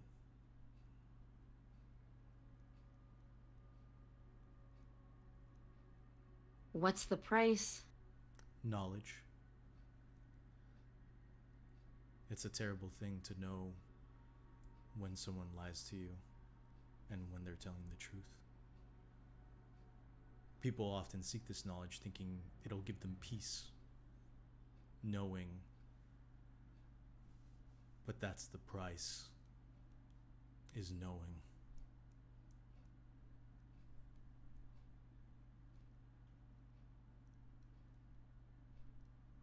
I've been lied to enough.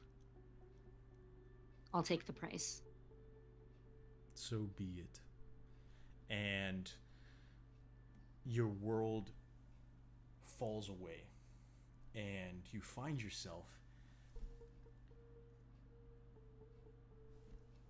in a vast marbled hall with beautiful marble columns and beautiful art and drapes along the walls. And as you step forward, you step into a large room filled with old men. They're all wearing togas, sitting in layer and tiered. Hello, and it is I, Chuck Duval. They're all wearing the toga. Sitting on tiered levels, and there's a man standing in the floor,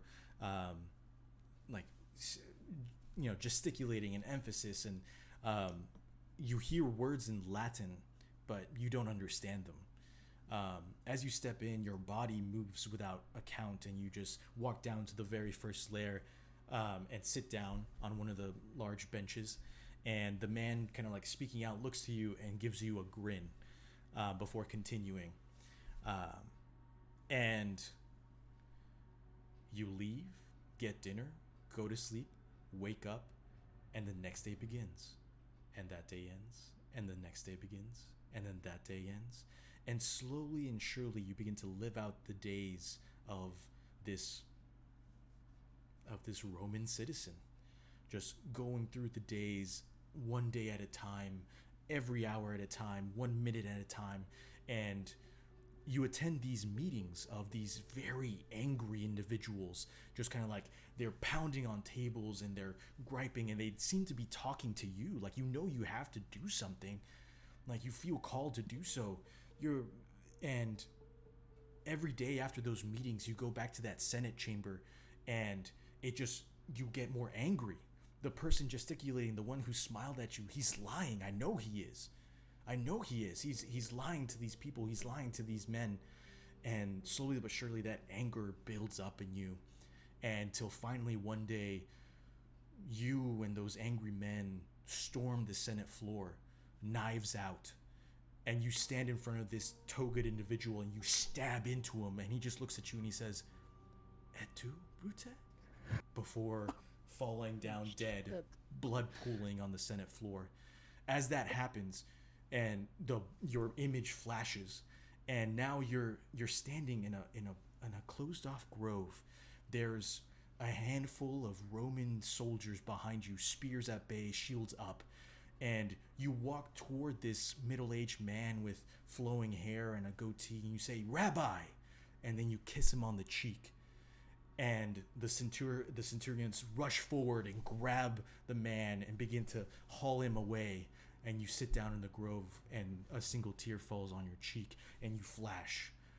And then now you're sitting in a table, and you're wearing like American Revolutionary War clothing, and you have your hair tied up in a bun, and you're speaking to these two British soldiers, these two British officers. You're telling them informed plans of the Revolutionary Army's movements, the number of troops they have, where their ships are going to be harbored, and the British soldiers hand you papers of writ, giving you, like signed by the king, saying that you're going to get land, that you're going to get money, and you as Benedict Arnold grab the writ, and the scene flashes, and you begin to live through the lives of all these liars and betrayers of in the history of humanity, until finally you are thrust back into that courtyard, and your mind is just racing. Your brain is you have a headache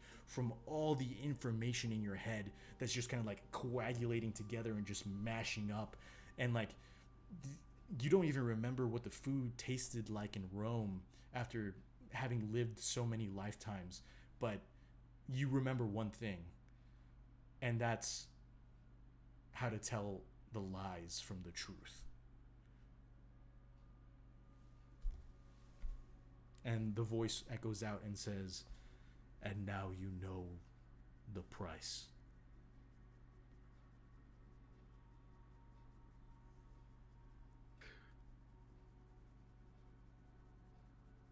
I think I just nod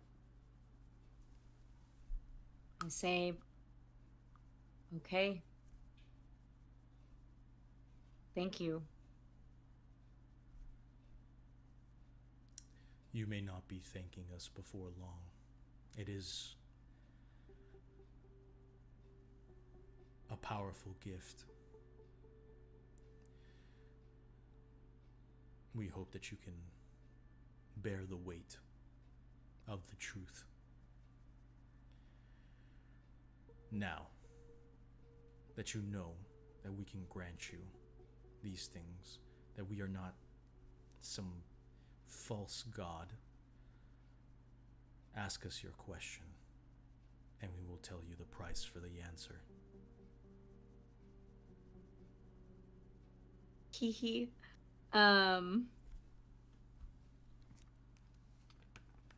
this creature that we're hunting, how do we kill it? What can hurt it? You must destroy its anchor to your world. Only that will banish it back from whence it came.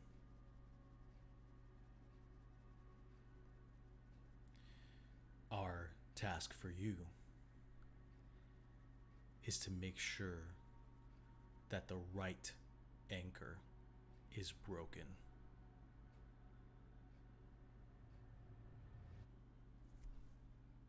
And the room shifts away, and you are standing in front of Jeff the horse, and he's just kind of like he's back behind the secretary desk, just kind of like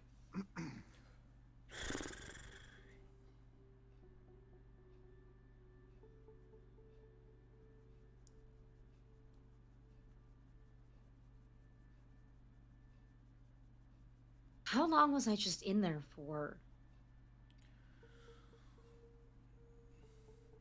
time is funny. You see his lips kind of move. He says, I mean, I'm a horse. What do I know about hours and minutes?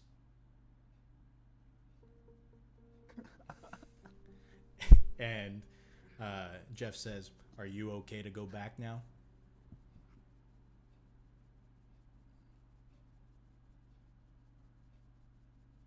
I think so. I better there than here, I think. All right. Well, he kind of like you see his head just kind of like point, and you turn around, you glance over your shoulder, and you see a white door just standing there with a little doorknob, and he says, "You're gonna get that? I can't open doors. I'm a horse."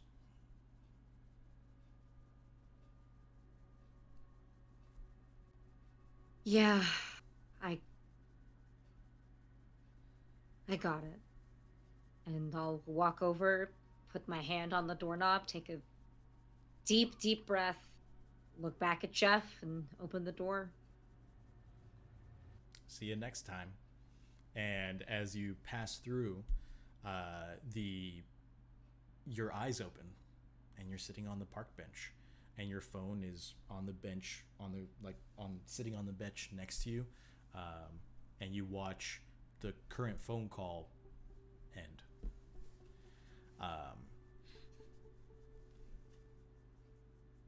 You check the time, and the phone call has been maybe 5 minutes.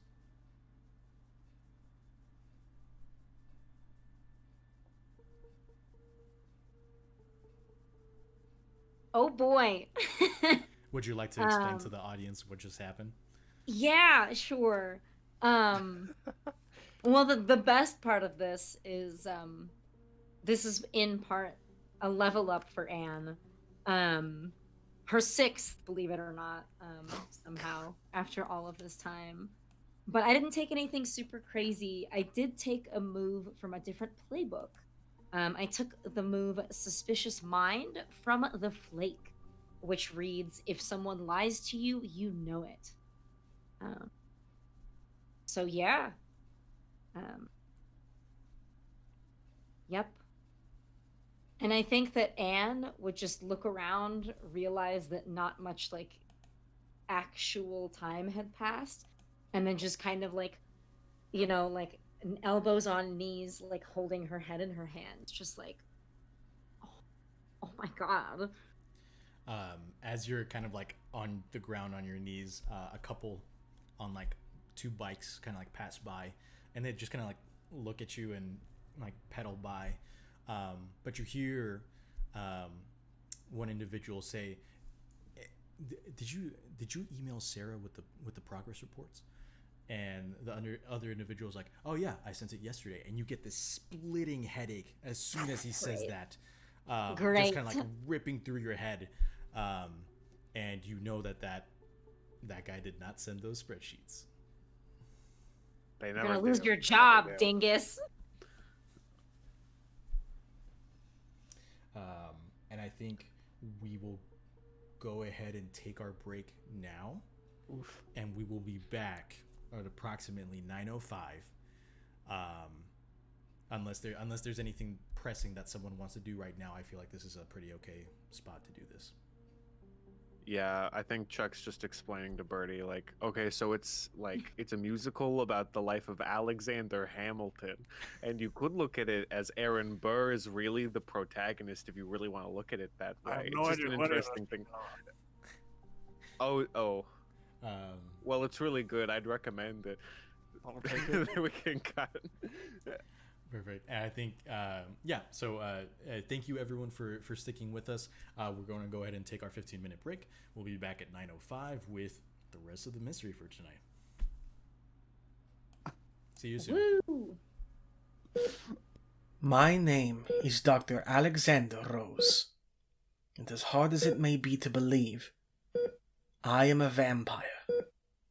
Well, at least partly.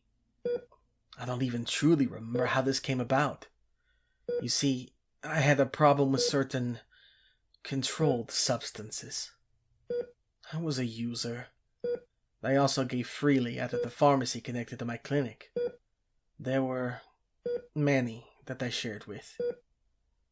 All of this culminated with one night, one bite, and my life changed forever. I'm now hunting for my sire, the one who turned me into this, and for any knowledge on my unique condition, while trying to fix the life that I found myself in.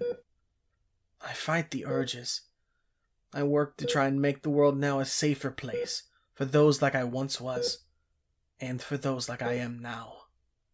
To prove my humanity remains, and that I'm more than monstrous.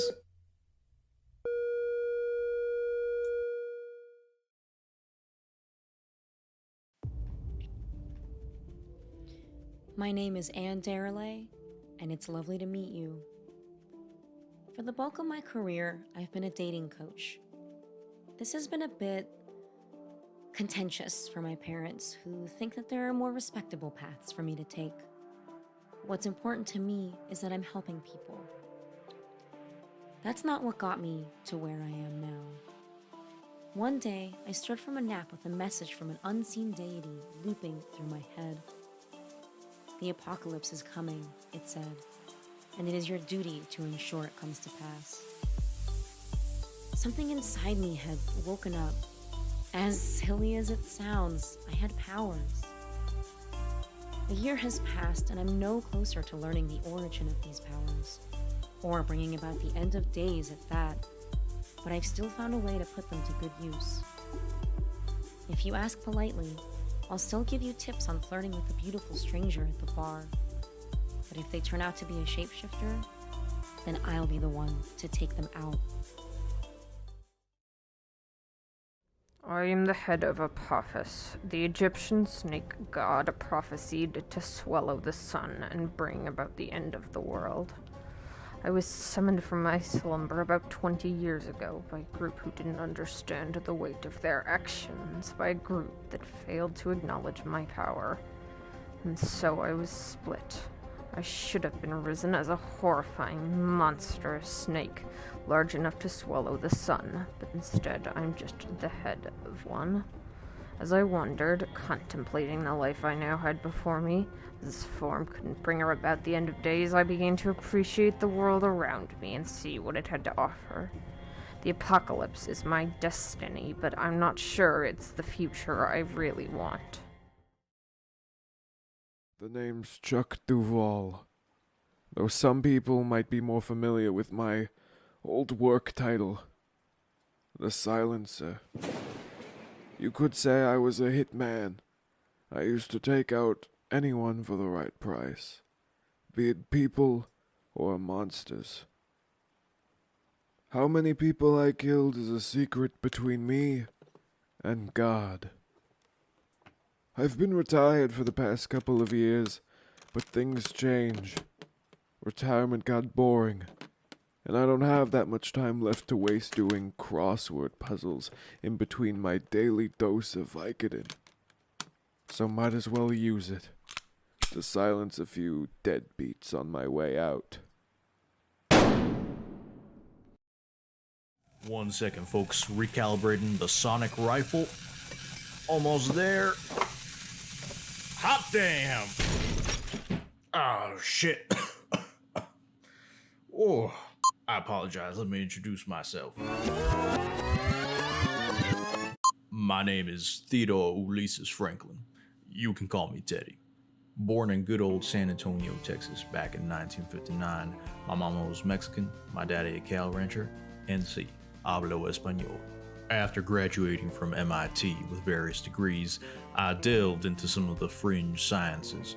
There, I discovered the existence of the supernatural, and I realized my purpose: researching the unexplained and protecting normal folks from the terrors in the dark. My savings went into building Old Tex, my mobile base of operations, out of the scraps of a 442 Atlantic steam locomotive. Old Tex and I travel across the country, fighting monsters, protecting people, and riding the rails.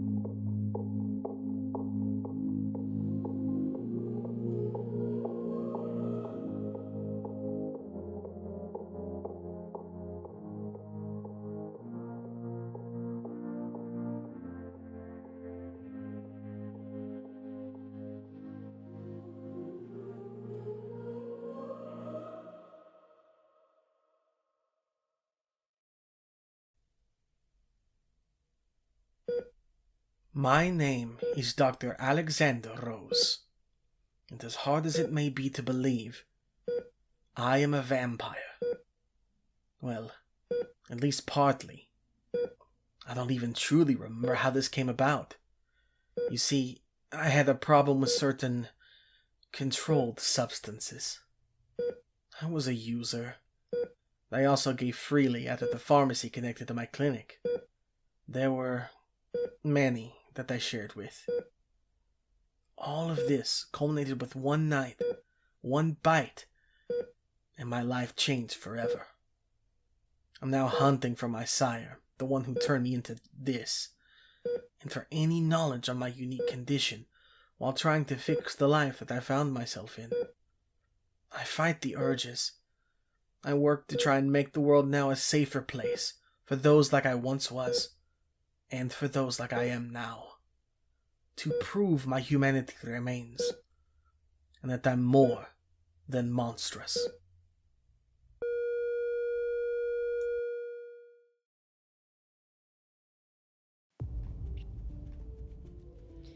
My name is Anne Darelay, and it's lovely to meet you.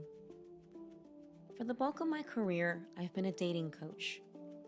This has been a bit contentious for my parents, who think that there are more respectable paths for me to take. What's important to me is that I'm helping people. That's not what got me to where I am now. One day, I stood from a nap with a message from an unseen deity looping through my head. The apocalypse is coming, it said, and it is your duty to ensure it comes to pass. Something inside me had woken up. As silly as it sounds, I had powers.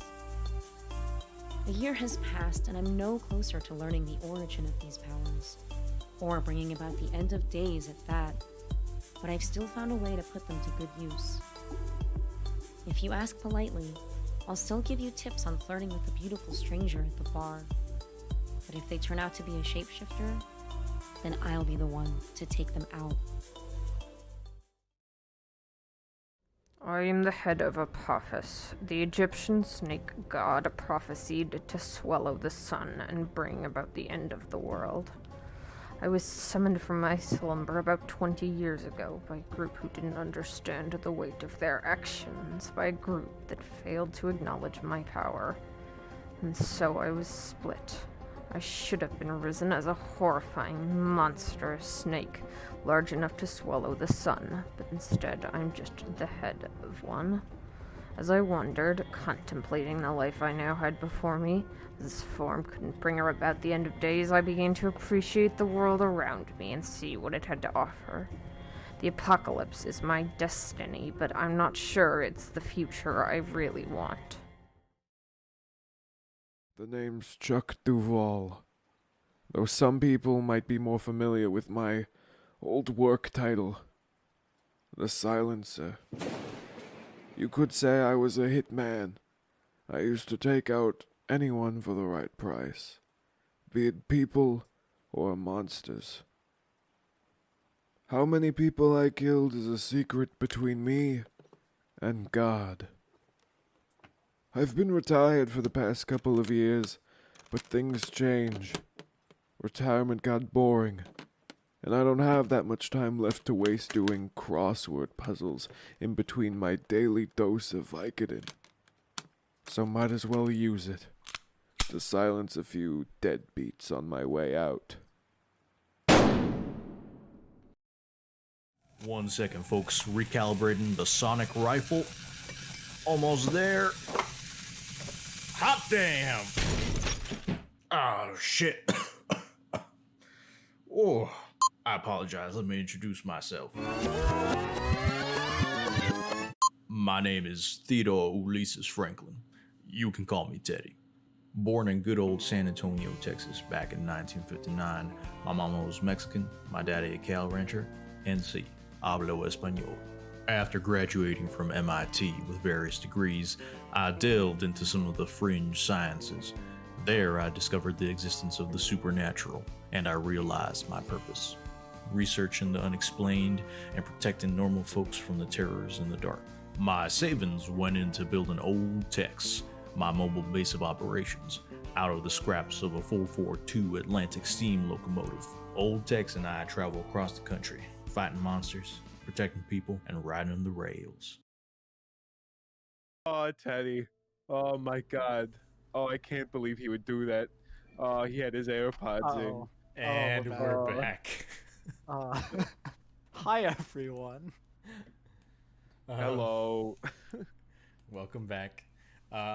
Where we left off, Anne Darrelly just had their first encounter with their boss from the Beyond, and a weird being named the Tribunal, who imbued Anne with all the memories of every betrayer in history in order for her to level up and get her suspicious mind move that allows her to tell whenever anyone is lying.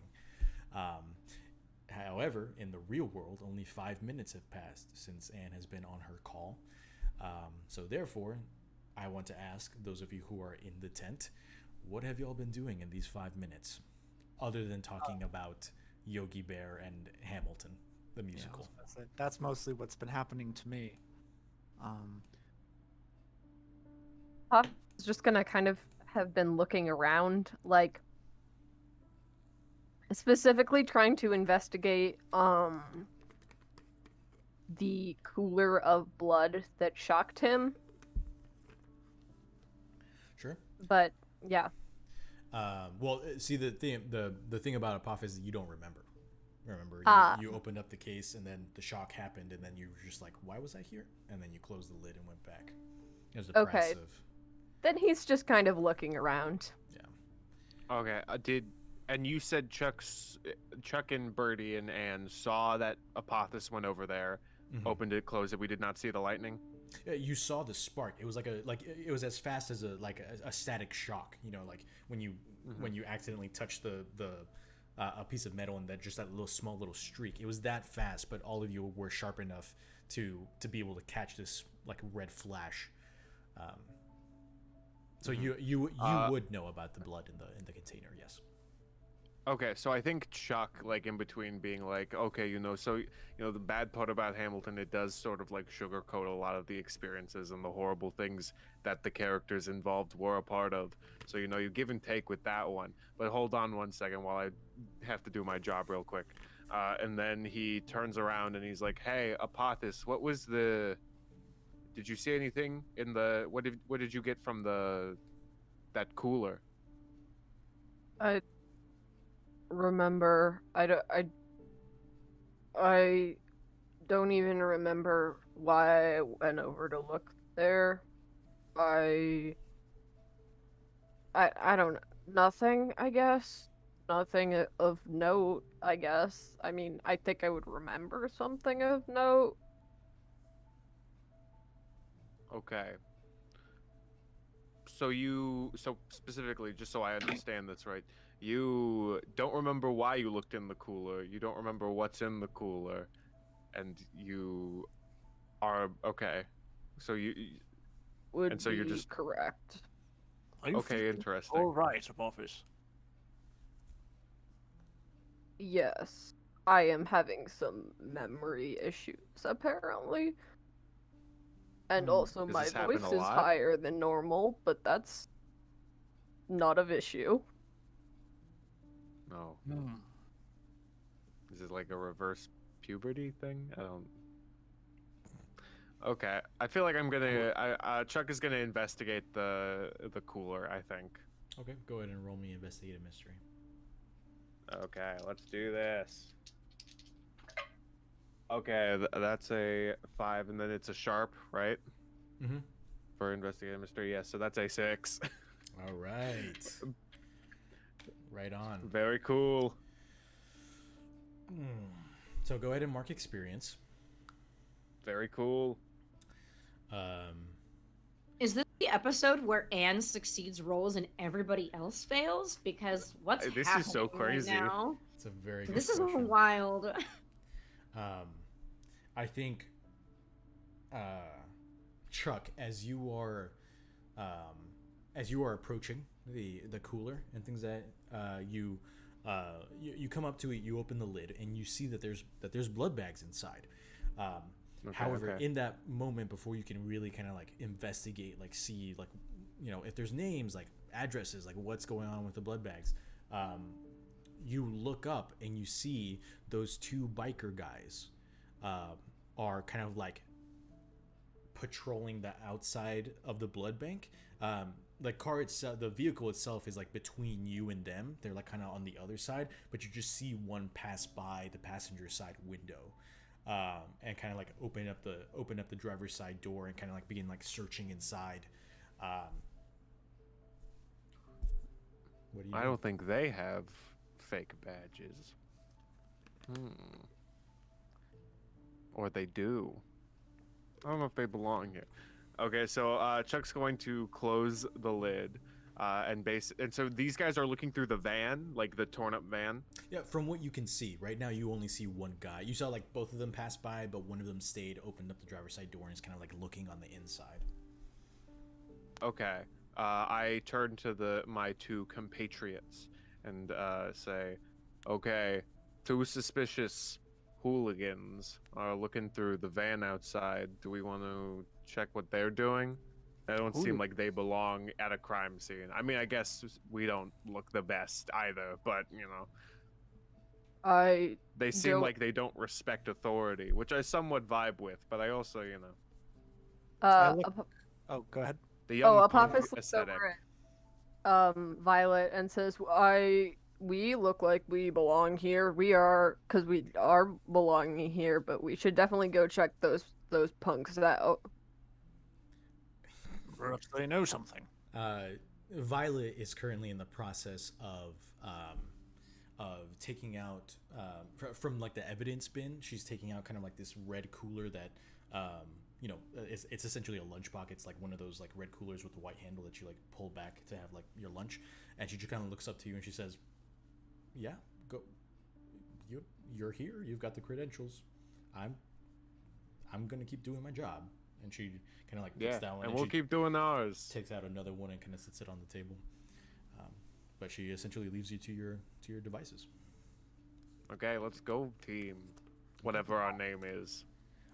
We'll say at the point in which y'all Maybe are kind of Gary like, Oldman. at the point in which that y'all are like leaving the tent to go confront these men is when Anne comes back from her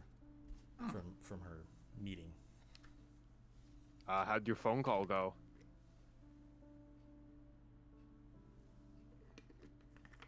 Weird. Very, Do you very want weird. Anything I should know about? Yeah, you were there. Thousands of you, for some reason. What? I'm kidding. That's I'm a kidding. lot to throw at me right now. I'm kidding. They, Okay, I know. We're they going to go question some hooligans if you are interested in joining us. Yeah, just really quickly, you guys know that my superiors ask me for things in exchange for information.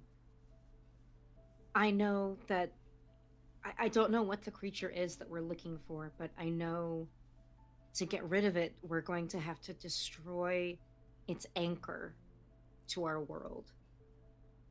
And we have to make sure that whichever one we destroy is the right one.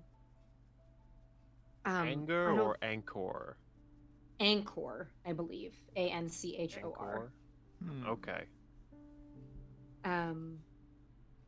You're fighting a ship? That seems more than we can handle. I don't think You've lifted that's... a police car. Okay, think maybe a ships are ship a is little not more heavier than we than can cop handle. cars. I know ships are a little. Well, depends on the size of the ship, I guess. You know, some ships are lighter than others. If it's like a cruise ship, yeah, we're gonna have a problem. Are we fighting a cruise ship, Anne? I think that Anne is just gonna laugh, and I'm just gonna say I'll tell you guys more about it later. But Birdie, did you say that there are hooligans that we have to? What was that? That was the word that young Chuck used. Young Chuck. What are you? What are you? Much older than you. Okay, tree man. Yes, there were a couple of individuals on the other side of some of the carriages. As soon as you causing say problems. that, you from we'll say that you're having this conversation as y'all are kind of like slowly moving around the corner. From the driver's side of the car, you see one of the biker guys kind of like stand up. He has an odd assortment of clothes. He's wearing kind of like very tight. I should describe him. He's in his kind of like late 20s, early 30s. Very skinny, like almost like scarecrow-esque in like bone structure and musculature, just like very thin. He's wearing tight leather pants that lead to like pointed boots, with kind of like a chain, like a wallet chain on the side. He also has on his chest, he's wearing kind of like this black and white checkered tank top underneath a black leather biker jacket. On the top of the biker jacket, like here on the shoulders, kind of like clipped on, you can kind of see that there's like what seems to be like a small cape kind of like draped down the back, but it only goes to his mid waist almost. And he kind of like pulls out, and you get a better look at it, and it's a straight jacket. And as he sticks his head out, you see like he has like a purple mohawk that's just kind of like in spikes, kind of like all the way down his head, and he's wearing mascara, and he has his right ear is just like severely tattooed. And as he turns around, he kind of like looks at you, and y'all look at him, and you just take each other in, and he says, "Terribly sorry, folks.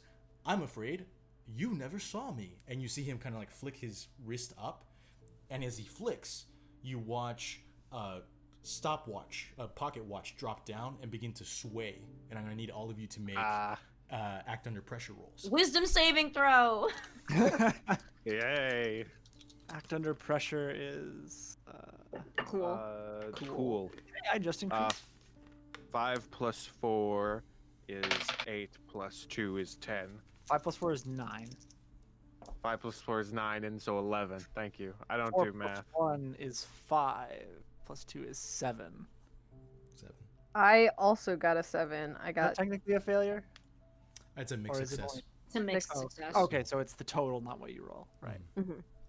And I got a 13. okay. Damn. Baby.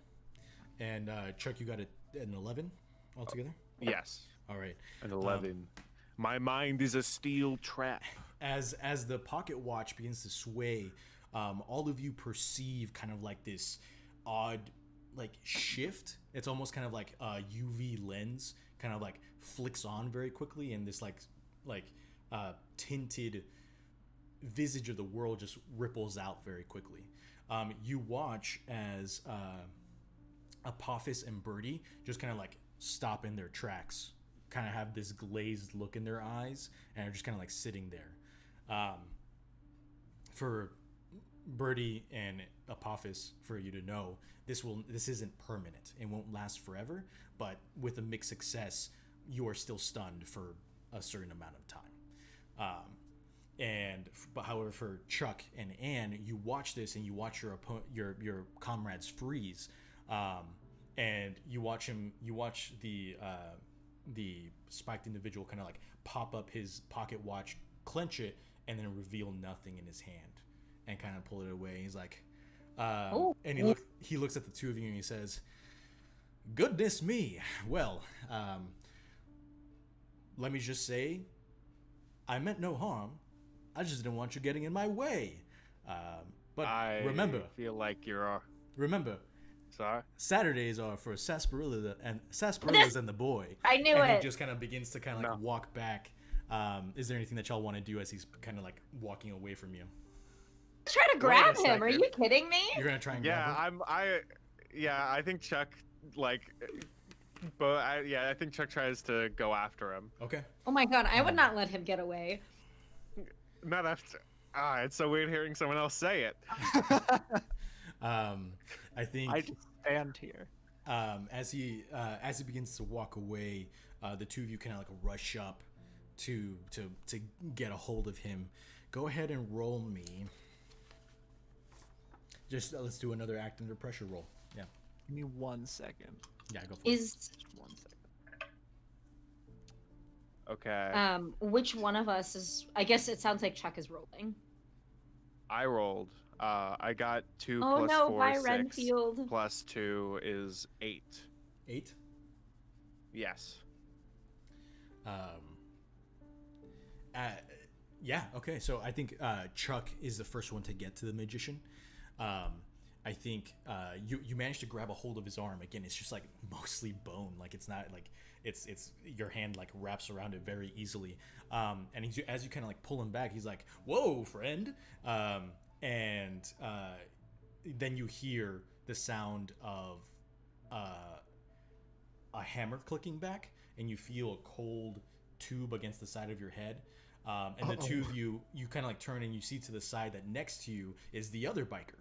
The two of you see this very tall, essentially the opposite of this gentleman in front of you. He's very tall, broad shoulders, somewhat not very wiry, but just like muscle in tone rather than like girth. They're wearing kind of like a flannel button shirt, short sleeve underneath their leather vest.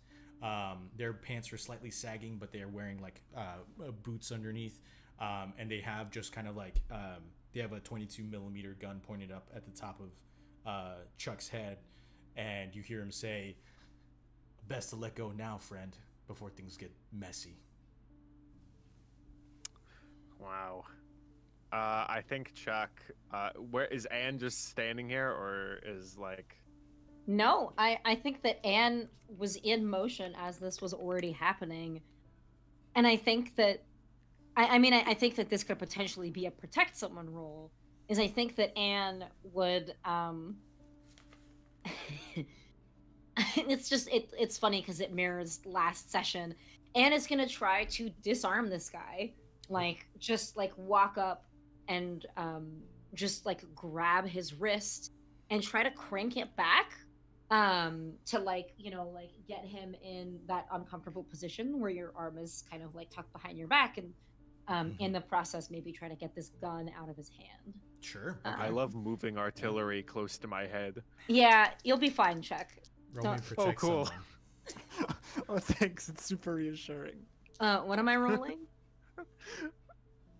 Protect Uh, someone. Protect. Okay, yeah. Okay, just checking. Plus I'd tough. like to think Chuck and Anne just like lock eyes as like and Chuck understands what she's about to do, and he's like, no, no, no, no, no. He It's closes like, his "Whoop, I'm eyes going." and a single tear falls. It's just like this is the end of me. So I just rolled a 13. Nice.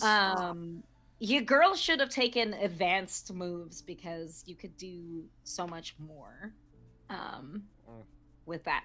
But on a 10 plus, I prevent harm to another character, and I also get to suffer little harm, or impending danger is now focused on me, or I inflict harm on the enemy, or I hold the enemy back. I think that what I'm going for with the move that I'm doing is holding the enemy back, just kind of incapacitating him so that he cannot shoot my old man friend, please. Anne has been through a lot in the last 5 minutes or thousands of years, depending on who you ask. And don't ask Jeff, he's a dick. He doesn't know. He doesn't know.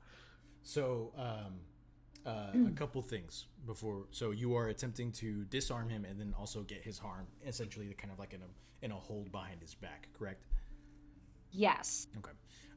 So you,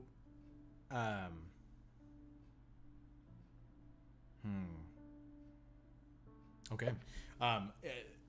As you step closer, I'll say that you see a couple of things. The first thing that you see is that his right hand is the one that's holding the gun is completely bare. You know, he's got like a couple like arm tattoos kind of leading up his shoulder, hidden with this part of them hidden with the sleeve. But you see that his left arm has kind of like this very intricate, like growing tree tattoo with red leaves on it that leads to a gloved hand on his left hand.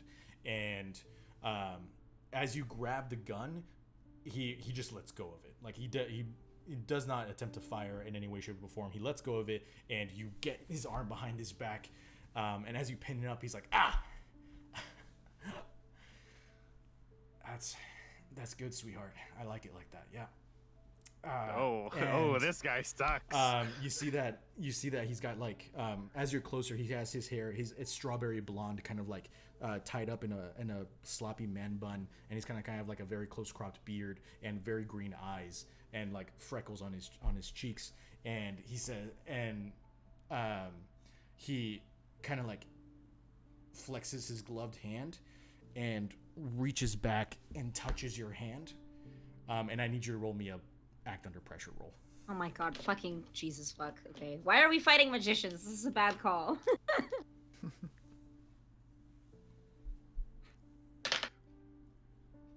It's spinning. Those are the worst. It's not supposed to do that. It just kept going. I was like, oh no. Act under pressure is +2. Thank goodness that is an 8. Okay. So with as you see his hand touch your wrist, your exposed wrist, you see the red leaves flare up against his arm, and there's this small kind of like burst of force, and you are pushed like a foot back, releasing his arms, and he just kind of like throws his arms back and kind of like rolls his shoulders, and he just kind of like holds up his hands, kind of like on the two of you, and you see that he's like he pauses his hands. He's like, okay, folks, I think we got off on the wrong foot here.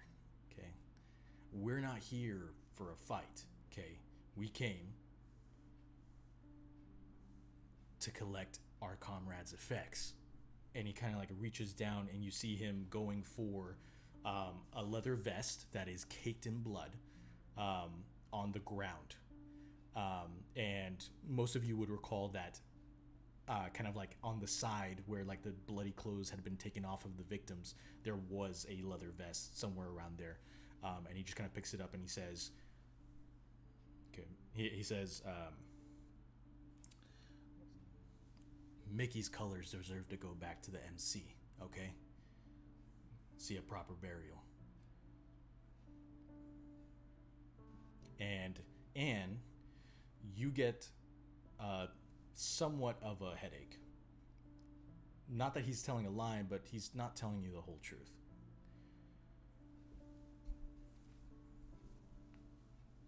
Chuck, you're still holding that guy.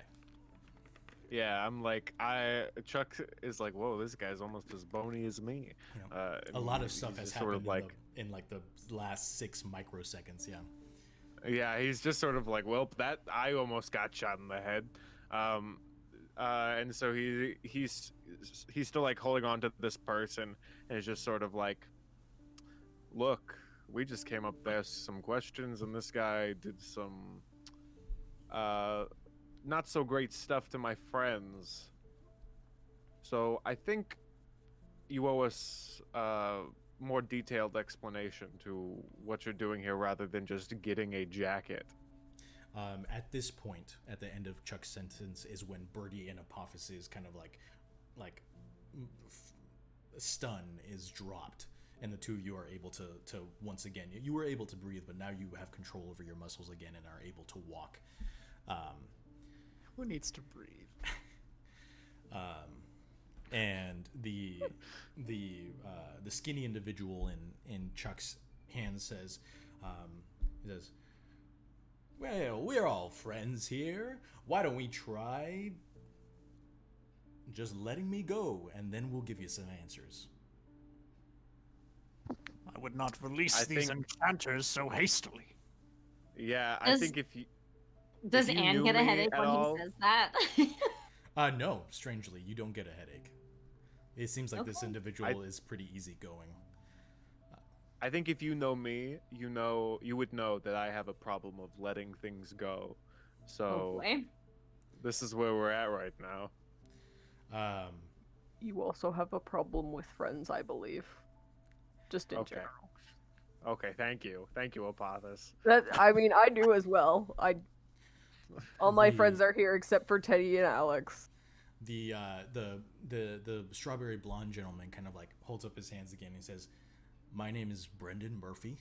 that's Odie, and we're members of the Red Branch MC Motorcycle Club. We don't mean you any harm, like I said. We're just here to collect effects. Your effects are more important than the investigation as to why your comrades died. You're taking evidence from a crime scene. Well, the way we see it, whatever fucking thing did that to Mickey, it's not something that the two of us are gonna be able to handle by ourselves. So we're gonna bide our time, go back to our headquarters, give a proper funeral to Mickey, and come up with a plan. But right now, well, both Odie and I have our specialties, and I'm afraid forensic science isn't that. Do you know what could have felled your friend Mickey? What could have gone after him? I think once you say that, he kind of like takes a closer look at the four of you, and he like flexes his left hand with the tattoo, the gloved hand, and looks back at Anne, and he says, my touch wouldn't have affected you if you were just human, at least not like that. So I'm guessing there's a little more to y'all than meets the eye, same as us. And he makes eye contact with Anne. Well, there's one thing for sure. We're not Gary Oldman. Odie's just kind of like, I was gonna say, you know. I'm not Gary Oldman. I don't even know who that is. You should really watch some of his movies, like the Hannibal series, like the original movies. You know, some of them they get a little cheesy in places, but you know, Bram Stoker's Dracula is quite exhilarating.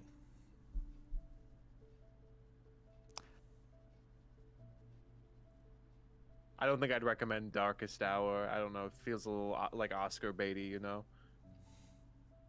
Regardless of all of that, the two of you and us seem to have mutual goals. I believe we all seem to want to destroy this creature. Well, if destroying this creature, I mean, revenge is a good goal, sure. I'm looking out for the interests of the MC and the MC only. So if killing this thing is aligned with that, then sure. But it's not something that, unfortunately, I can decide. You serve a master, then? I have superiors that I have to answer to, sure. Right now, and he says, he kind of like shakes his head and he says, you see, on his vest, you see kind of like there's like two pockets, right? And on top of the left pocket, there's it says Red Branch. There's like a black and white patch that says Red Branch, and then underneath that it says Nomad. On the other side, there is a patch that's similar in the sense that it's a black bordered white patch with red text that says Hounds of Ulster. And then there's a circular patch kind of like on the top that is a red background with a white upheld hand, kind of like upright. Just kind of like your hand is being blocked by your sorry. character picture. Yes. Thank you. Okay, Yes. just wanted to make sure. And it's like facing outward from the patch. It's I believe I said red background, white hand. Yeah. And he says you're all kind of in luck because the president of the MC is in town, and I could ask him, but I need to take back my friend's colors, and I would appreciate it if you would let go of my other friend before he does his disappearing act and leaves me fucked with 2 bikes. Is your president also your tattoo artist? Because, I could be interested in a tattoo. He looks at you and um, he says, I'm afraid my tattoo's only 2 of a kind, and it's not something that I'm willing to part with just yet. Unfortunate, but I've got my own fancy red hands that I think will do me fine just now. He just kind of like nods his head, and he looks at Chuck. Yeah, this could get a lot weirder. He looks at Chuck and he says, "You mind?"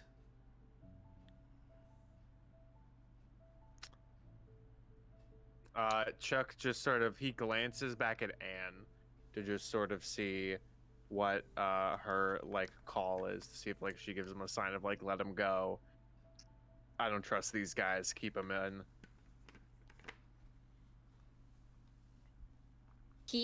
Was it Odie or Brendan who said the sarsaparilla comment? Odie did. I want to look Odie up and down and see if he has that like hat pin that like the magicians have.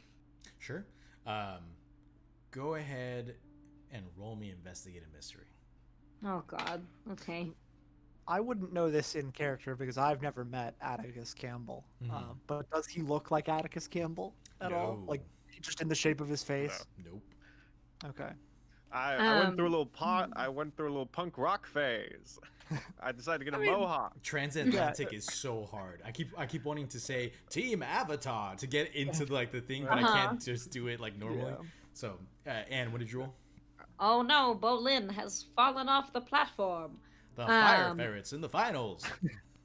Sorry. It's like shit throwing me back to like 2 months ago when I watched that show for the first time. Anne has rolled her first failure of the night. Woohoo! It's a cool 5. Okay, yeah, go ahead and mark experience. I think what happens is as Anne is kind of like looking Odie up and down. Excuse me. You see, before you can really get a gauge of like the patches and livery that he has on his leather vest, your eyes flare for just like a singular moment, and Odie's like, "Oh dear," and like you see him kind of like he kind of like snaps his fingers, and you watch his checker tank top begin to kind of like spread across his body, and then the black and white squares begin to fold up until like his legs are like folding up his torso, and like Chuck, it's weird as you're holding his arms and the all the folded up pieces of checkerboard kind of like reach to your hand. It feels almost kind of like origami folding itself in your hand. And then your hand just kind of like disappears and Odie's gone. And Brendan just kind of like sighs and he's like, So we've said a lot of goofed up things on this show, but nothing invoked as visceral a response in my body as that description of this man becoming checkerboard and then folding in on himself. Pumpkin guts, whatever. People missing organs, whatever. This man literally folding into nothing. Not a fan. After Brendan sighs, he kind of says, "Yeah, that trick kills at parties." I don't. That's new. Listen, I've seen people disappear a lot, but not necessarily in such and excuse my French, a fucked up manner. Like I said, Odie has his tricks. We just, he's a valued member of the MC, and he's useful when we need him, when we can get him. So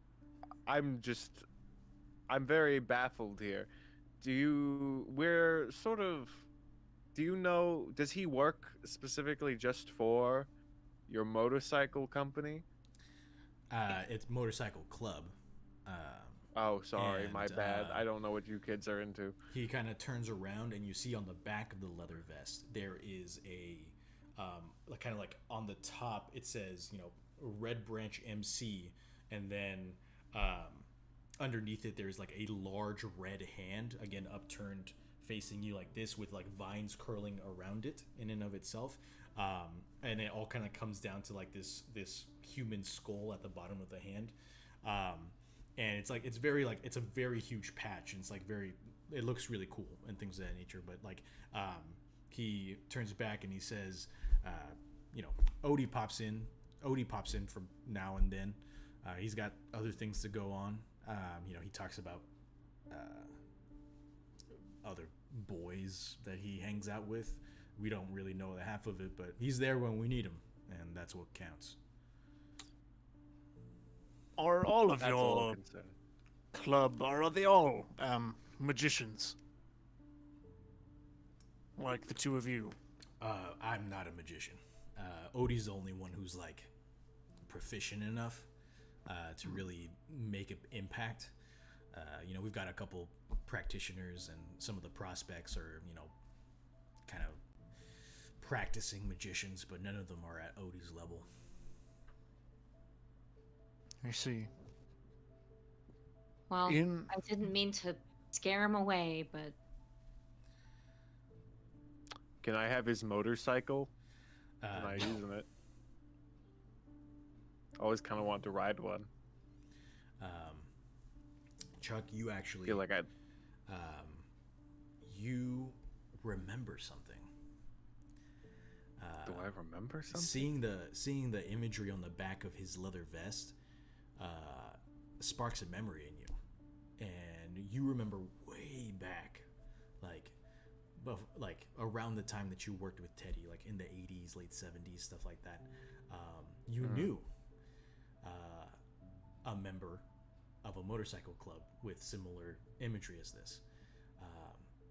They were based out of Boston, and there were like maybe like a handful of them. It wasn't like, there's no way that they had, you know, branches all the way out to Tennessee.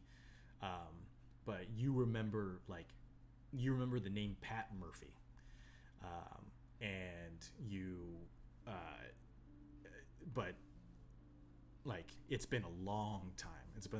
Like these MC members, like they helped you with, like, you know, cleanup for certain jobs, and you know that they kind of like, they do good things by like fighting off monsters, but they also, you know, if there's a profit to be had somewhere, they're not going to say no to it.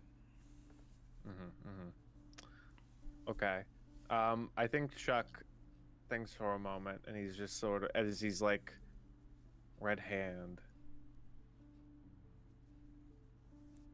Does the name Patrick mean anything to you? I mean, I know a shit ton of Patricks. Okay, well, I guess I'll narrow it down with a Murphy. He kind of like looks at you and he says, "Yeah, I know Pat Murphy." Interesting. I think if you were to know me in any way, I want you to know that if you are who I know you, or I think you are, and I'm pretty certain of that, my memory, I'm old, but my memory is not too far away from me.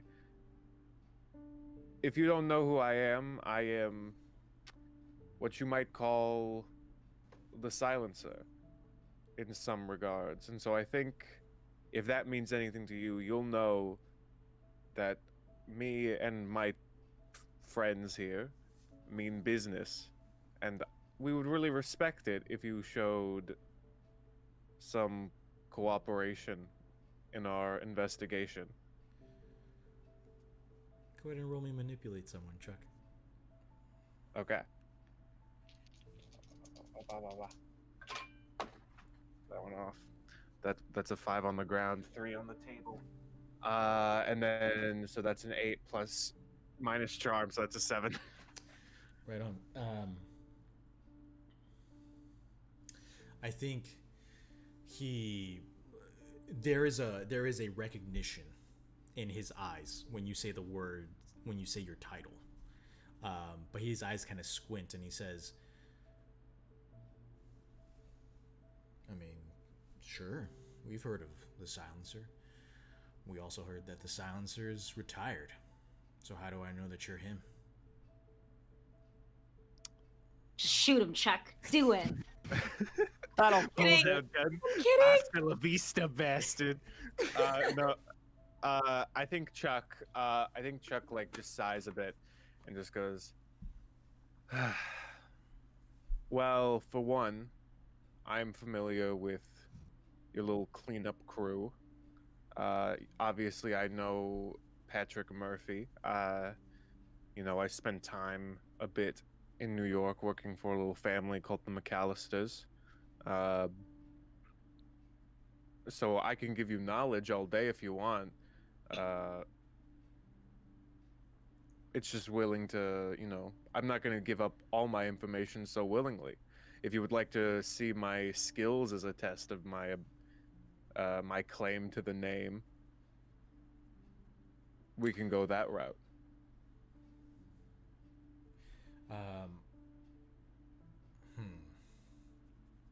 I will say, for the purposes of this,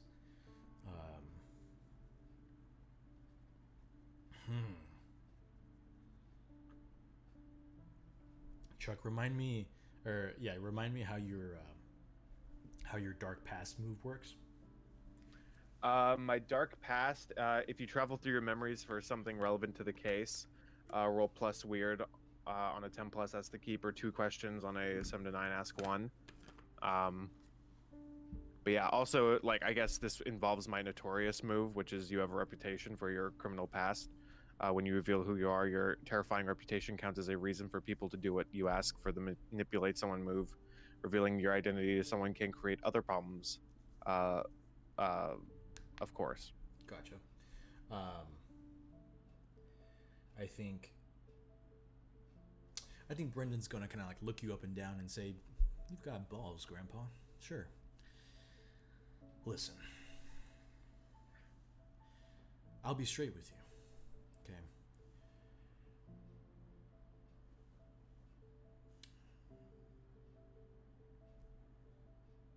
I'm here because we're patching over a local MC here in Memphis to the Red Branch.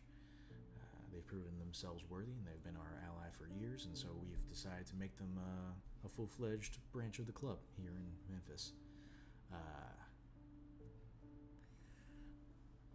If you want, and he looks kind of like at the rest of the group, and he's like, I could take you and someone else back to headquarters, and we can talk more there.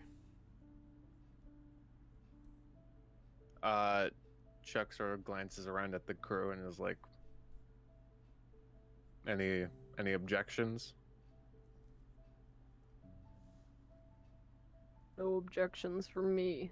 None from me. Any information is good. I didn't get any of y'all's names other than his, and even then it's more of a title. Well, we can keep with the silencer for right now. Sure. If you're who you say you are. We'll see. I'm Apophis, of no relation to any sort of world-ending snake gods. Just... yeah, I also don't have a last name. I was adopted, and I forgot to... My name's Apophis. I've had a Apophis on my shoulder. Right. And that's maybe Gary Oldman. My name is Bertilak de Hottersert. I am the Lord of Green Castle. He just kind of like his eyebrows have like steadily been like getting higher and higher as they all speak, and he's like, "That's great, great," and he looks at Anne. I'm Anne. Anne Darrelly. I just like, hello, I am the silencer. I am Apothis, not the world-ending snake. I am Bertilak, Sir of Green Castle. Hello, I'm Anne. He's like, that's a name. He kind of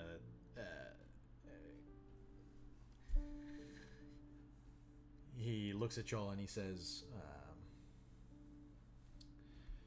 before I head off with one of your friends, a piece of advice: check underneath the driver's seat. I don't think the examiner's gotten to that yet. And he's going to kind of like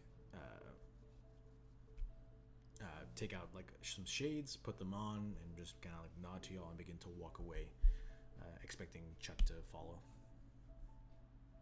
Oh, good. We're doing the separate thing. We're splitting the party. Do I guess Chuck turns to them, and as long as he's like out of ear reach, he's like, "Okay, here's the plan. Please do not get arrested. I know that's weird coming from me. That's a great plan. If I guess I will text. I'll figure out how to do that. I'll text Anne if I need help, and then she will come and teleport to me and teleport me out of there. Hopefully, I will have time. If I don't come back in like, let's say like 2 hours, maybe, probably I'm not in a great space. I'll text you if I'm still okay in 2 hours. Would you like me to come with you? Can I take Gary Oldman with me? Sure. Keeper? Okay. Okay, Gary, let's go. Don't call me Gary. You know that's not my name. You didn't like Big Tree. Yes, I don't like that, because I am not a tree. I feel like you might be a tree. My name is Bertilak. And Bertie Okay, is Gary. fine. Would you like me to start calling you Charles? You all sound like my father, and that makes me uncomfortable. Well, perhaps you should learn my name, and I will make sure to get yours correct as well. The two of you hear a taxi cab whistle, and you turn and you see that Brendan is kind of like on his bike, waiting for y'all. And then before you leave, however, there is like a slight buzzing, and we'll say, Anne, you pull out your phone, and there is a video call coming from Teddy. Do you answer? Yeah, definitely. You see Teddy kind of like, his face is like very up close to the camera at first, and then it kind of like pulls it away to a respective distance. And he's like, hey, how's it going?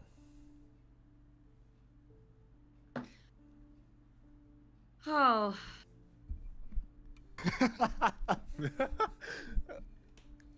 Hey, Teddy. Anne has had a day. My God. It's going. We're at the scene. Chuck and Bertie are gonna go check out a local biker gang because they might have information that we can't get. And Apophis and I are gonna just look around the crime scene. Is everything okay with you? Oh, I mean, yeah. I've been, launch went off without a hitch, satellites up. I'm calling because Eclipse has informed me that they've narrowed down the location of those renegade magicians. They think they've found a hideout, and they're planning on striking at sunset. They want to essentially make sure that we're on the loop, so they're gonna have a body cam streaming to us. So whatever y'all are doing, just make sure to be ready at sunset for the fireworks show, I suppose. I'll make sure to try and get it to y'all. Probably best if y'all are together. But stay safe, and let me know if you need anything. Hey, Teddy, it's me, Chuck. Hey, I Chuck. mean, hey, do you remember the Patrick Murphy from the '80s? Oh man, that sounds really familiar. Yeah, I know, I think right? he was something around. We really got up to some crazy things. Yeah, that's right. I think it was. I remember somewhere that around one Boston, time right? we were like, what? Boston. That's where Patty Murphy was from. Yeah, Boston. Yeah, we were doing so much back then. I think, was this before or after Bigfoot Kids? This was before. Yeah, this was still Oh, city okay, stuff. very. Yeah. Oh, okay, cool. Okay, there was like a bunch of like tiny like goblins or something like in the sewer system or something. Crazy times. Yep. Okay, just wanted to see if you knew anything before I walk into something. I mean, just don't be a dick. I think it's just good advice in general. I'm sure it'll come to you when you see him. Our minds tend to work that way. It's more of like visual cues, name, and then click. We got it. You know. Okay, cool. Okay, thank you. Yeah. I don't know how you're in there, but I'll get you out someday. I'll see you soon, Chuck. Just take care of yourself. Okay. Let's go, Green Man. All right. Fine. Fine. Let's go. Have you ever read? I feel like you would like this book, The Lorax. You ever think about that one? I've never heard of it. Well, it's great. It's about trees. Is it? Yeah. As the two of y'all kind of like come up, I think at a certain point, you see that Brendan has kind of like gotten off the phone with somebody, and he says, "All right, y'all are lucky I've got my sidecar with me. I think maybe if the silencer gets on Gary Oldman's lap, we should be good to go. But I'm gonna have some of my boys come and get Odie's bike. So, y'all ready?" Did you hear that, young Charles? Wow, you are. Wow. Okay. We are committing. Okay, Gary. Get out of here. Get out of here, Gary. I squeeze down into the sidecar because I'm a big fucking dude. Yes, it is a tight squeeze. Oh my god, this is honestly. I mean, not the weirdest thing I've ever done. More weight than should be in a sidecar for sure. Yeah, there's like there's enough room for Birdie to kind of like essentially like move his lap a little bit for Chuck to sit down, and then kind of like wrap his arms around Chuck and the tops of his knees and kind of like ride that way. Oh, this is the worst. I'm king of the world. So do the two of you get inside the sidecar? Yeah. I guess. Might as well. Brendan kind of like Chuck is like, why can't I just? You do see that. Can I just like sit behind you?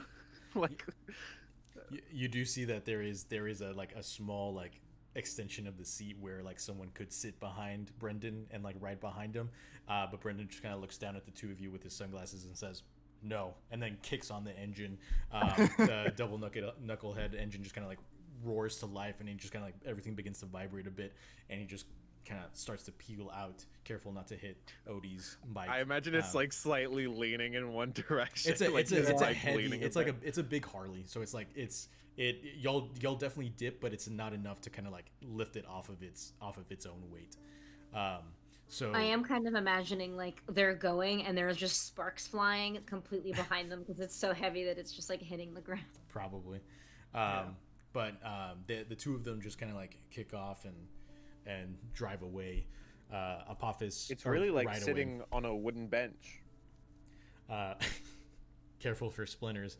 I'm wearing armor. What are Apophis Is the and armor Anne also doing? made of wood? No, it's stone. Oh. That's nice. Like sitting on a stone bench. Yeah. Yeah.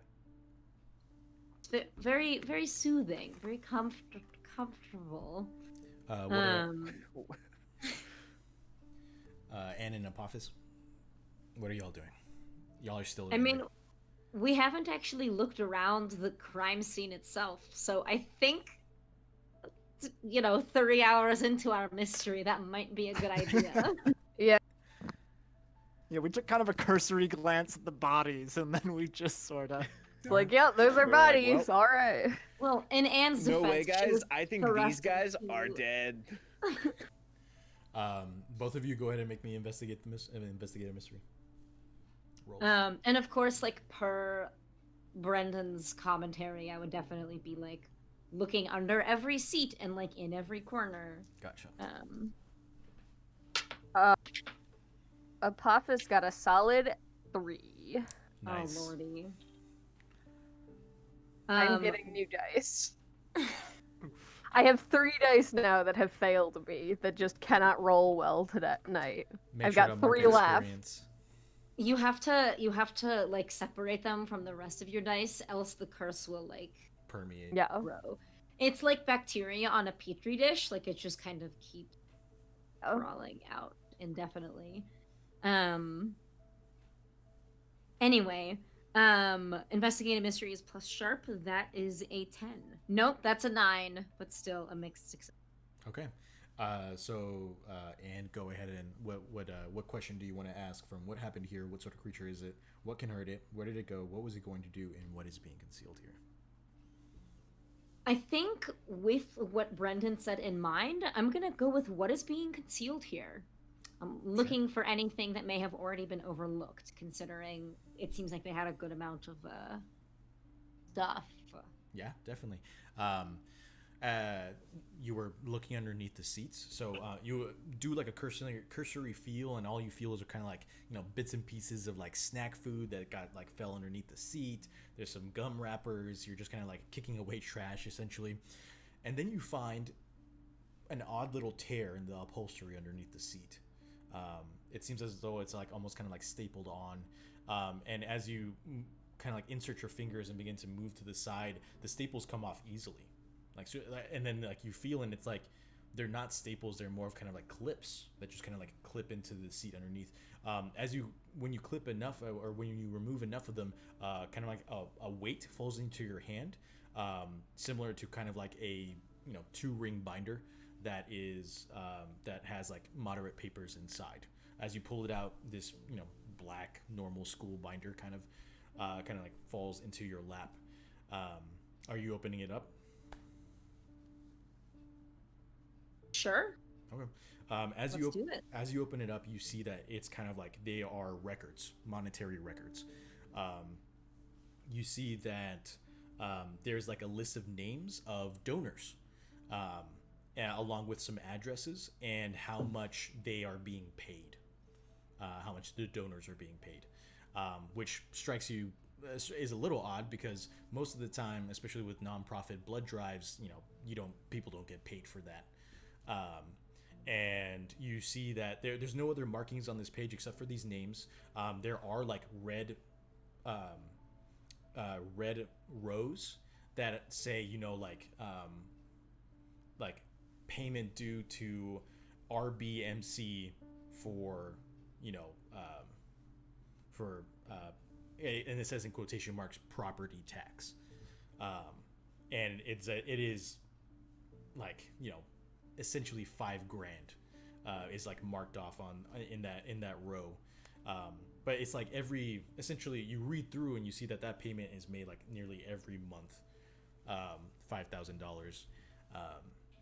The most recent name on the roster of donors is a name listed as Greg Washington, and the address that he puts down is listed off on the side. And it says that he was paid $50 for his AB negative blood.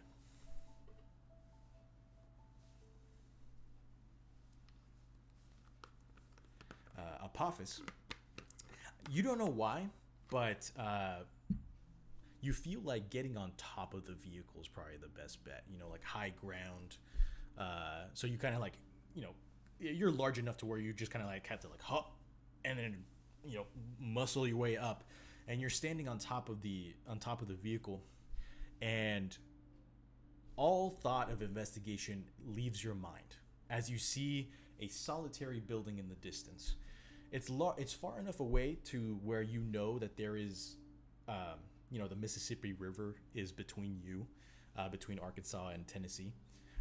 As you look across the river, you see the glass pointed roof of a pyramid, large, hundreds of feet high in the sky. As you kind of like focus in, you see a logo kind of like on the side of the glass, and it says Bass Pro Shop. And it is just kind of like on the side right there, but it's like glass paneling gleaming in the sun, just kind of like pointed up, and you feel... Oh my god, is it that huge Bass Pro Shops that looks like a pyramid? It is a pyramid, yeah.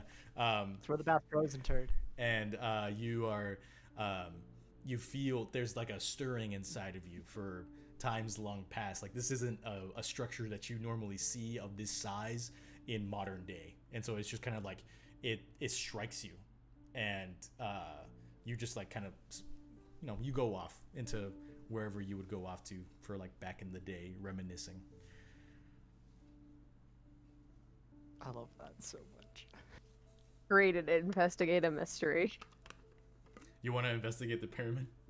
No, I'm just saying that Apophis is great at it, because so far he has gotten sparked and found a Bass Pro Shop. So. So, with that in mind, and you kind of step out, you have the black binder in hand, and you see Apophis on the top of the vehicle, which, I mean, like, you would have felt their weight kind of like shift the vehicle as they were getting on top. Apophis, did you find anything?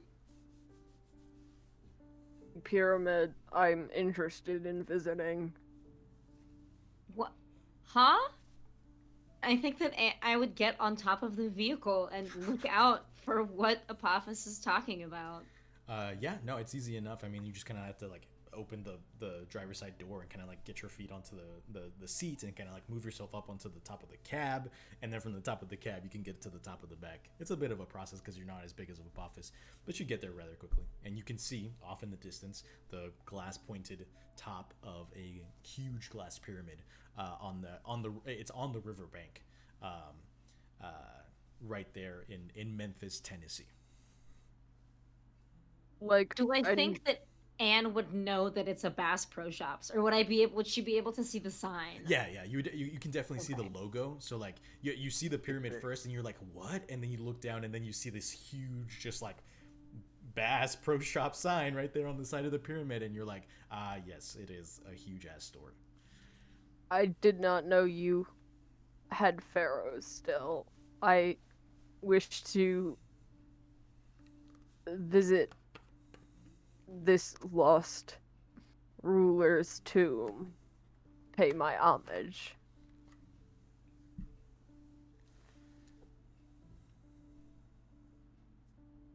Maybe when we're done with what we're doing here, but I think right now we have some more pressing matters to attend to. But we can Thank go you, after. Anne. I knew you would understand. Yep. As the two of you have that small exchange, you hear kind of like a sound of disgust from inside the tent, and you watch as Violet kind of like walks out, sees the two of you on the top of the truck, and she's like, I don't know what y'all are doing up here, but you need to see this, and she kind of like gestures you down. Yeah. We'll hop down safely and jaunt over there, still holding onto the binder. I'm gonna hop down unsafely. Oh shit. Take 4 harm. As the two of you kind of like land on the ground, you see that she has one of the partitions open, and she's in the evidence room, and on this kind of like stainless steel table, she has the 2 lunch boxes that y'all saw her pull out, the red lunch boxes with the white lids pulled back, and then she has kind of like a first aid kit, kind of like a nice kind of like plastic one that's like it almost looks like a toolbox, right? With this lid kind of like popped up, and then finally there's kind of like a hand size like jug of what would be used to hold water, and the thing that you walk up and you see immediately from the jug that there's not water inside the jug. Instead, it looks like a mashed up mass of organs that have been kind of like shoved inside this container. And as you walk up closer, you notice that every single one of these is essentially the same, where like the organs have just kind of like been mashed into the container, and kind of like it, like, you know, not really, doesn't really care about the integrity of the organs. Really, they're just kind of like, they're all stuffed inside these containers for containment, I guess. And you watch as Violet kind of like tips over the first aid kit, and you watch the organs just kind of like slop out onto the table. Some of the juices just kind of like dripping off and like dripping down the edges. And she just kind of like takes a step back, and that smell of like death and shit is just like plainly in the air, as these organs have been just kept inside of these containers for hours, outside of their normal place. And she begins to kind of like sift around and push the organs away. And the one thing that you hear is, heart's missing. This is deeply disturbing on many levels.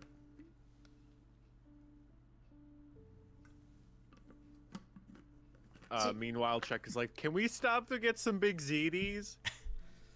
The roar of the highway rushes past, and Brendan can't hear you.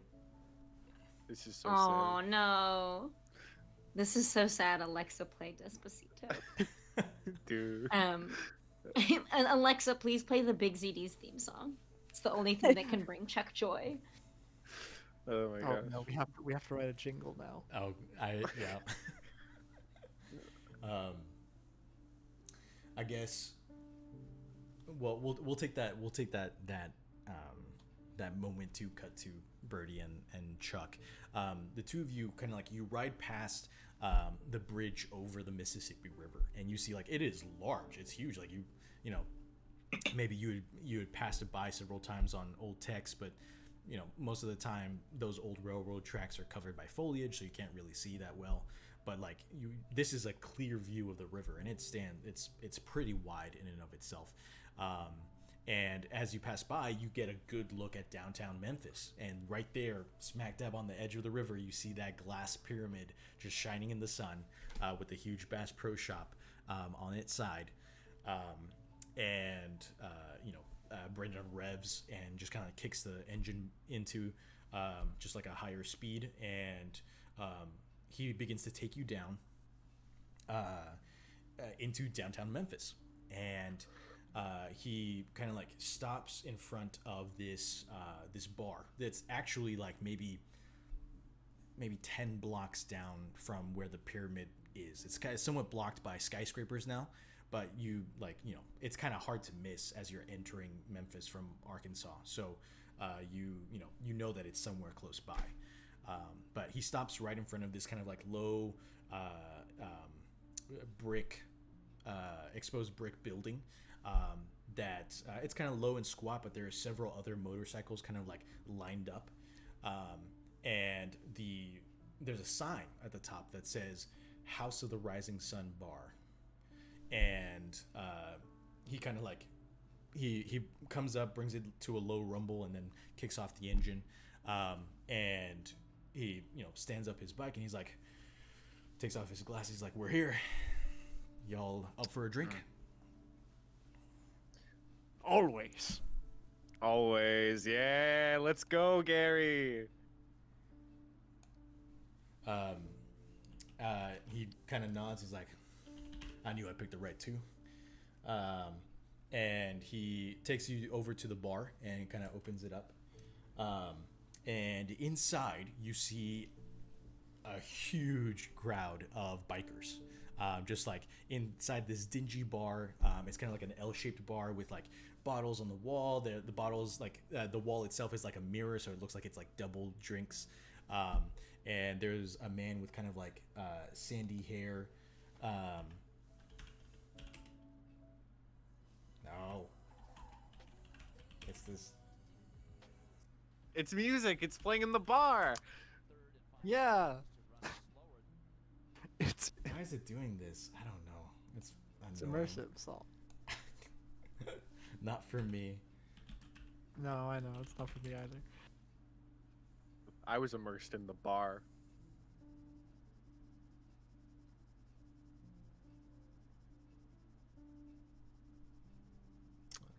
They all turn. They're like, Gary Oldman? What are you doing here? My bar ambience isn't going to be working out, but there are people playing pool. Darn. There are people playing darts.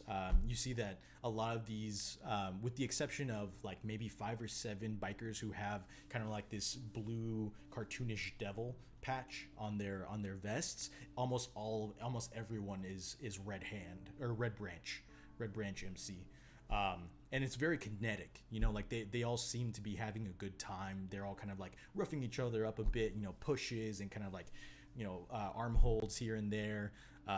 It's a bit rough and tumble, but there's a brotherhood here. Although there's, you know, it's more of like a camaraderie, I would say, because you do see that there are some female bikers kind of like spread out throughout the crowd.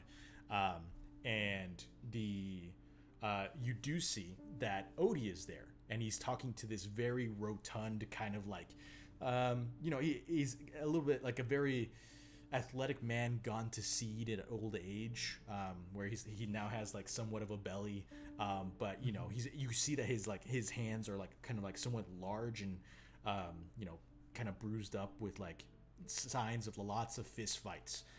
Though one of them, his left hand, is gloved up, and there is a almost faded like tattoo of red branches with green leaves, almost the exact opposite of what Brendan has on his arm, kind of like on his hand. And you see him turn around, and on his vest you see a similar patch where it says Hounds of Ulster, and then also Red Branch, Southie Original, and then at the top there's also another patch that says President. And he turns around and he has kind of like this hand. It's essentially like a very gruff goatee, and you can tell that he had bright red hair back in the day, but it's mostly now gray with some like streaks of red. And he has a severely broken nose, and he turns around, and the second he sees Chuck, he says, "Chucky boy!" Oh no, Chucky! Oh, no. People know my name. It's me. It's Patty Murphy. You remember? Oh, and he kind of like walks. So he's just loud and he's boisterous. And he bumps into people as he's like walking towards you. This is so awkward. You see him. I shove Chuck forward. Damn. You see Brendan. Kind of like look at disbelief, and as he gets up, Patty Murphy kind of like slaps him across the head, and he's like, "Get us a drink, boy. What are you doing?" "Chucky, it's been 30 years? I heard you was retired. Is that right?"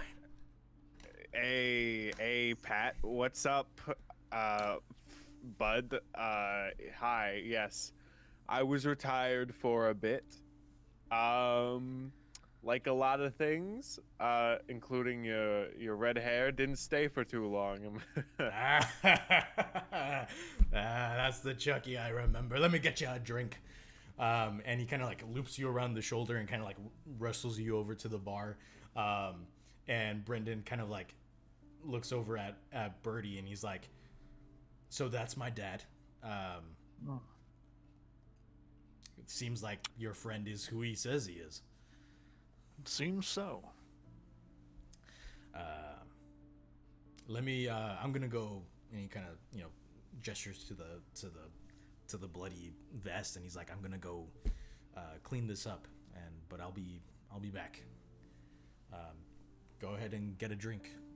It's on me." Sure. Thank you. And he just kind of nods. I follow after Chuck and Patty. Yeah. He takes you up to the bar. Immediately, that sandy-haired guy kind of like shows up. You see that he's not wearing the livery of the Red Branch.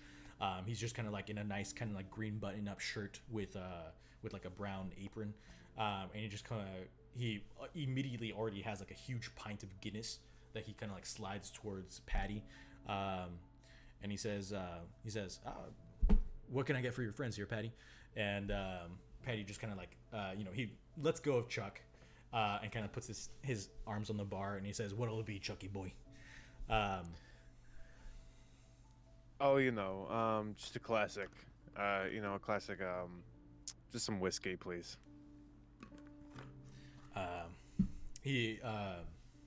I'm a simple man. Patty kind of like he grabs he physically like imposes himself, puts his hand on the table, grabbing Johnny's attention. He's like, "Make sure I get him the Lagavulin, all right? None of that cheap shit. This is the silencer." And he kind of like rears his body back, removing him from the attention of the person. You can tell that he's like very physical, just like he's there. Like he's old, like he's pretty much, if not as old as Chuck, like maybe nearing 70 years old, but he's still very spry. There's still kind of like a light in his green eyes. He's still, you can definitely see some liver spots like on his arms and things of that nature, but he's like, he's still there. He's still raring to go, still raring to take life by the balls, right? Jeez. He you and Teddy got so much energy. Patty kind of looks over at Birdie, and he's like, "You're a biggin. What are you doing with this one?" I glance at Chuck. I often ask myself the same thing. Wow. After all we've been through, Gary. You don't even know my name. He's like, We're looking for Gary. We're looking for something terrible. "Is that right?" Indeed. And he's like, "Maybe this would be best spoken about in a booth, eh?" Sure. Yeah, probably. If you don't mind, Pat, we need to. This is sort of a somewhat serious manner. All right. He kind of like takes up his drink and kind of like pats the bar, and he says, "Johnny, send the drinks over to the booth, eh?" And then he like walks over, and you see the crowd part, like all these rough and tumble guys with like long hair, grizzly beards, just like tattoos out the wazoo. They all part for Patty, and Patty just kind of like sits down, and you see him kind of like wedge his stomach a little bit into the booth, and he just kind of like pats emphatically the spot next to him and looks at Chuck. Chuck sits down. He's just sort of like, dang, I guess I never really thought I'd be in another bar with you in this kind of situation. Feels like, honestly, did not think that I'd end up back in this kind of environment. It's kind of crazy. I know. Tennessee, who knew? Yeah, weren't you? Why were you? You were set up in Brooklyn or outside of Boston, Southie. It was 5 of us. Yeah. That was back in the day, Chucky boy. We've gotten a lot bigger since then. Oh, okay.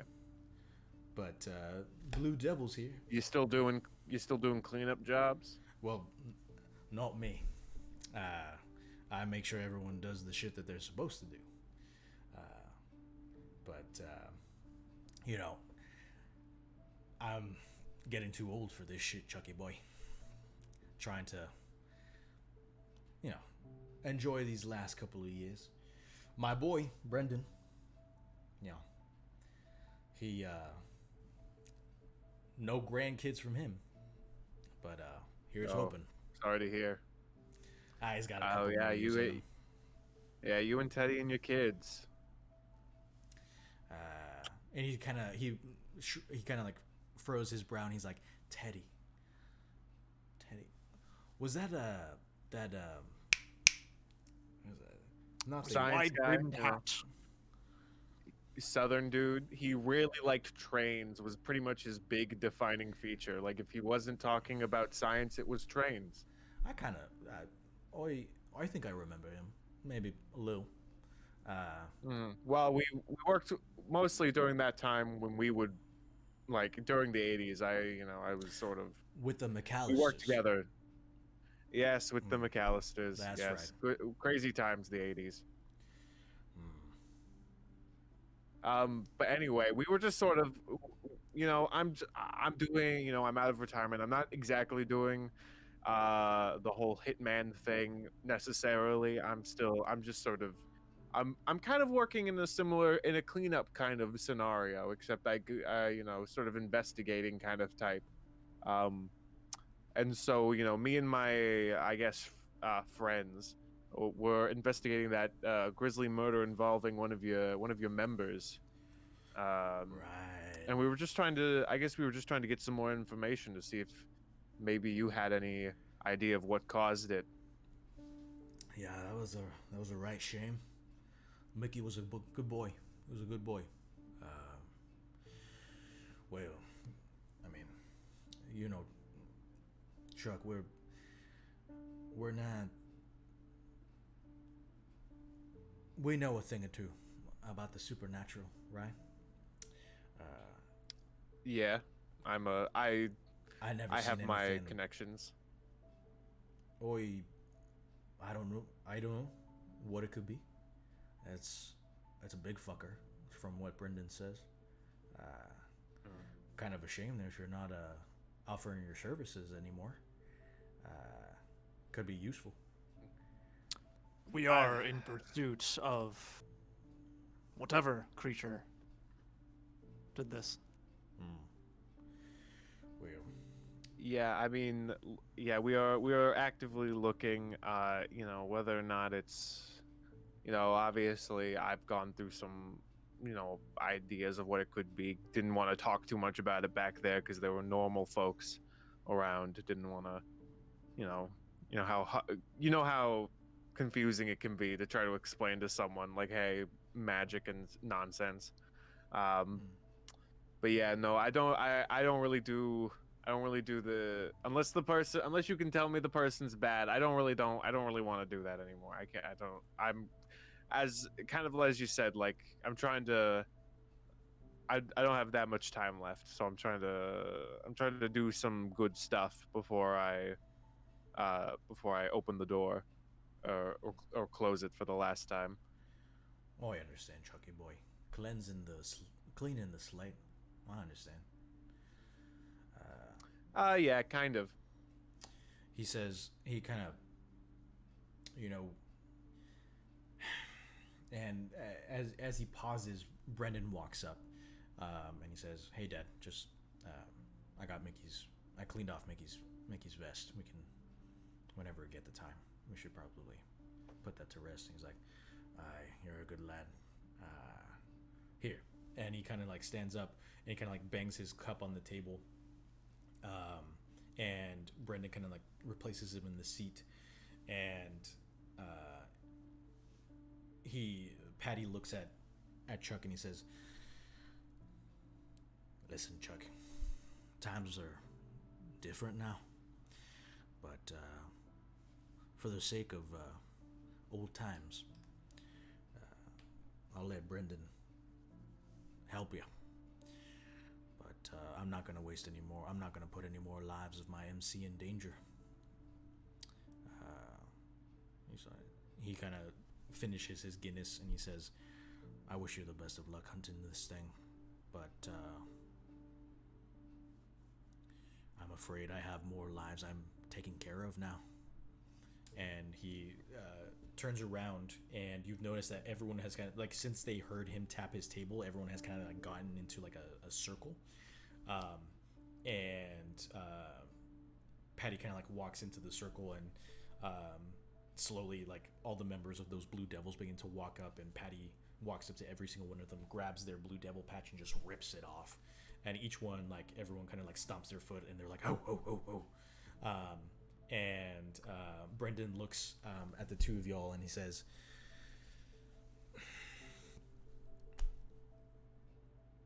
I'm sorry if my dad wasn't that much help, but this is what I can tell you. No, that's fine.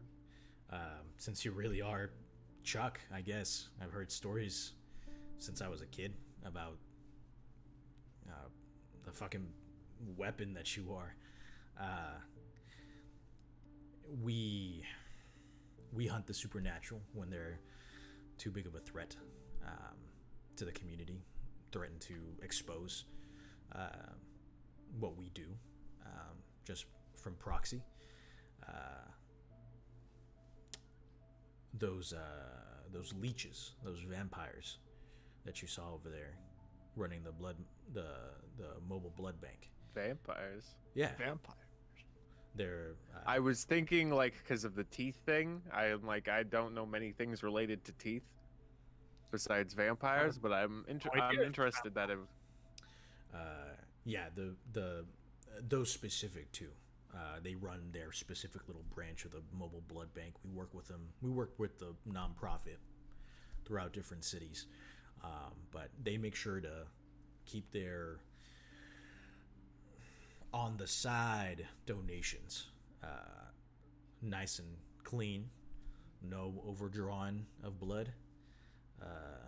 They make sure that those people walk away and that they have enough to keep them and their constituents fed, so that they're not feeding off the populace. And for letting them do that on our turf, they give us a little stipend. That's what I was also doing there. Or at least that's what Odie was doing there. He was trying to find the ledger so that it wouldn't get traced back to us. Oh, and okay. So you guys worked with these guys. They gave you a little bit of their money in exchange to let them basically get food from people. And do you know any reason why? Like, do you have any big enemies, rival gangs that are coming in and would specifically want this deal to not go well? We've chased out most of the big ones, most of the big gangs in and of themselves.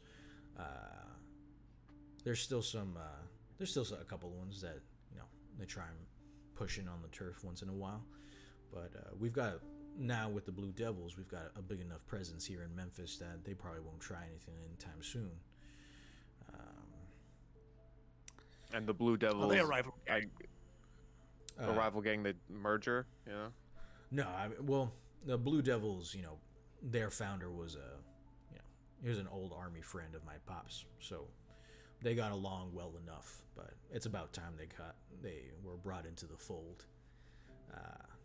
Okay. They I never got that one. They're still a little. Never got the whole biker gang thing. Well, it's so a family outside of family. We could go to nearly every state and find a place to stay.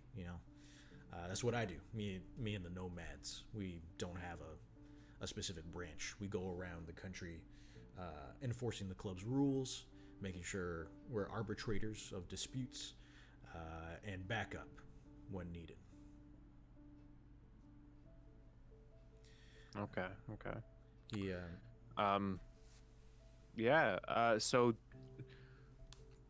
So also just out of I guess question for the keeper or clarification. Teddy said that the rogue magicians are going to attack like tonight, correct? No, the strike force has found their hideout and is going to strike at sunset. Okay. Okay, cool. Okay, never mind then. Yeah, I guess Chuck just looks like, is Odie still around? Yeah, Odie, at this point, like the actual patching over ceremony has essentially ended. It's very quick. It's like not that big of a deal because they were already kind of like part of the club anyhow.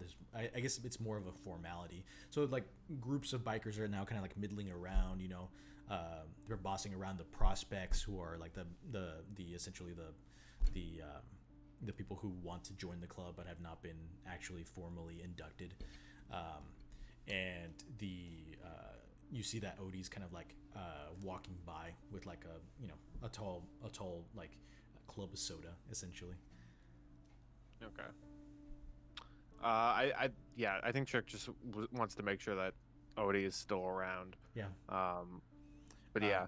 I will So say, Chuck just sort of. you Oh. are close enough now that when you see Odie pass by, you do see on the lapel of his vest there is a pin with a magician's hat and bunny ears sticking out from it. Oh, that's concerning. I feel like, okay. I guess he turns back and is like, okay. Um.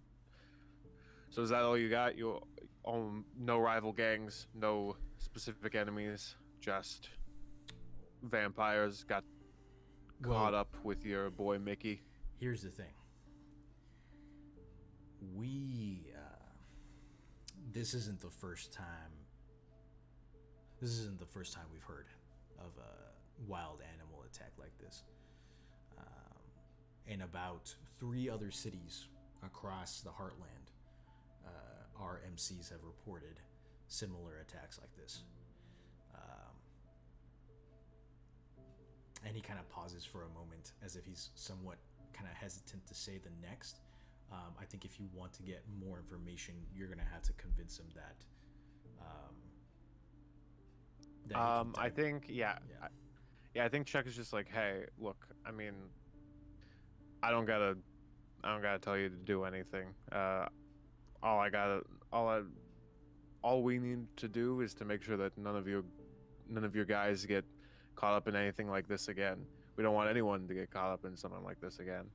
And so any information you have is going to be useful to the investigation and making sure that, everyone is safe and sound at the end of the day. Okay. Go ahead and roll me manipulate someone. Okay. And because you remembered to bring up like the safety of the MC, you can add a +1 to it. Okay, so that's a 5 plus a 4, -1, so so it cancels out, so it's just a 9. A 9. Yeah. I think I think you see Brendan begin to pull off his glove, and you see his hand revealed, and it is the top of his hand, like the top part of his hand is completely, it's like bleached red, but his palm is like a white, and you see him kind of like stretch out this kind of like this oddly like pigmented hand out to you, and he says, shake my hand and swear to me that none of my men are going to get hurt. Oh God. I think Chuck sighs a bit, just sort of like rings his knuckles as he sort of like thinks about like, oh my God, am I really about to shake more people's hands and make promises? Okay. And Chuck is just like, I will sure try, and shake his hand. As you grasp his hand, you feel like a almost like a red hot kind of like flash. It does hurt, and Ow. Birdie, you see like small tendrils of smoke kind of begin to drift off of their clasp, and you watch the red vines on Brennan's, or the green vines on Brennan's arm kind of like begin to stretch out and like move and like writhe up his hand, and they stretch out onto Chuck's hand and wrap around his wrist, and they, as fast as slow as they appeared, they like whip back onto his arm, and Brendan kind of like rears his hand back and he's like, ah. And you see branded on Chuck's wrist is this kind of like thin red band that when it gets to right here, you see 2 arms clasped together, and kind of like in again in like red geometric forms. It looks like 2 arms clasped together, and he says, all right, that's binding, Silencer. I believe you. Okay. It's like, you should have told me you'd already made a deal. Well, if you want my soul, that's gonna be a little hard one. No, just your but, you know, promise. Your word. I'm going. Yeah, you have my. I will. If there's one thing that I do now, and I guess I do the, you know, if there's one thing that has always been consistent with me, it's the fact that I keep my word. And I think Brendan's gonna, like, as you're saying that, he's gonna put back on his glove, and he says, in those other 3 cities, all the victims have been monsters, whether it's a werewolf or a banshee or a handful of vampires. All their organs were missing, including their hearts. But that's the thing, is that for the most part, today was the odd one out because a human got taken too. Every single other one has been a monster specifically. You know, you find them like in the back alley next to like a hive bar or some shit. And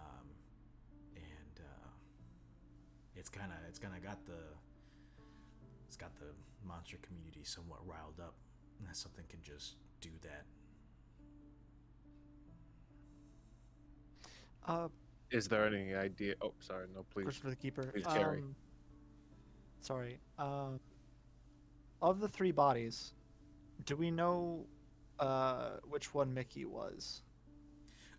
Mickey was the one that the coroner had, or that Violet had opened up the head for. He was the one missing his brain. Yeah, he was the one missing the brain.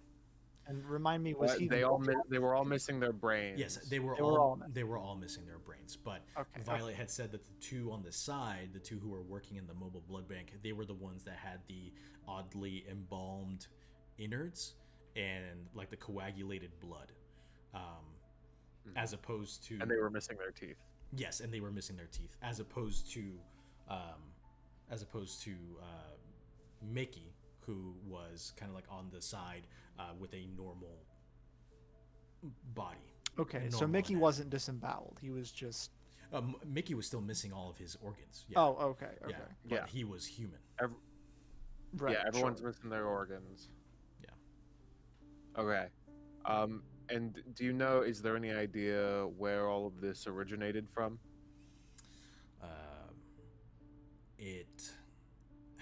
It's a bit odd to tell. The different spots kind of ping all over the place, but from what we can tell, the most attacks have been here in Tennessee. Okay. I guess out of character question, just because I'm so bad at memories and I don't take notes. Where was Destin's mystery taking place? Elbrook, Tennessee. Ah, cool. Okay, cool. Okay. Okay, cool. Gotta get yourself a Chuck is just whiteboard, like, baby. I don't have a. Well, I do technically have a whiteboard, but Or like a notebook, you know? I do have a notebook. I just, you know. Anyway, so Chuck is like, okay, very interesting. I think this is not technically the first time I've seen something like this. Is that right? Really? There were a couple of weeks ago. Months. There was. Wait, hold on. Is someone become the thing? No, it's months. What? You were like months, or it was beginning of November, I think. Oh, I guess months ago. I don't know. I lose such track of time. But anyway, yeah. So a couple of weeks ago, we were in a town, and there was a specific person who was stealing the hearts of people to basically summon the heart eater of Egyptian mythology, Amut. Chuck's doing a good job. And basically, they were doing some weird stuff with like the feather of truth and justice, and they were, they were taking these hearts to summon the creature, and sort of like, I don't know if we, supposedly we stopped the guy before he finished the ritual. I shot him a bunch of times, so I think he's dead. I hope if he's not dead, that sort of is a bad mark on my record. Yeah. So if, unless this is just a similar thing, like he has a, like, it's a similar group of people trying to do a similar thing, or if he's alive. I don't know. I don't know if it's something we have to go back to that town. This creature could have relocated here, perhaps. Yeah. And it is now preying upon the pub. Did it only attack monsters before? No, I don't remember. I don't think it did. It was mostly just normal people, right? Perhaps it is. Maybe something's changed. Perhaps the flesh of non-human creatures is more powerful. And so it is. Interesting. I don't know. I'm just speculating, but I'm not sure. As the three of you are seated in this booth, we'll hop back to Apophis and Anne at the crime scene. Are the two of you doing anything with the knowledge of these makeshift storage containers, or are y'all attempting to find anything else? What are y'all doing?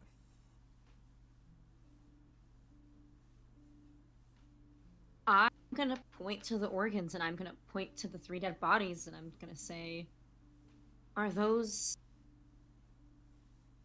theirs? I think she nods her head, and she's like,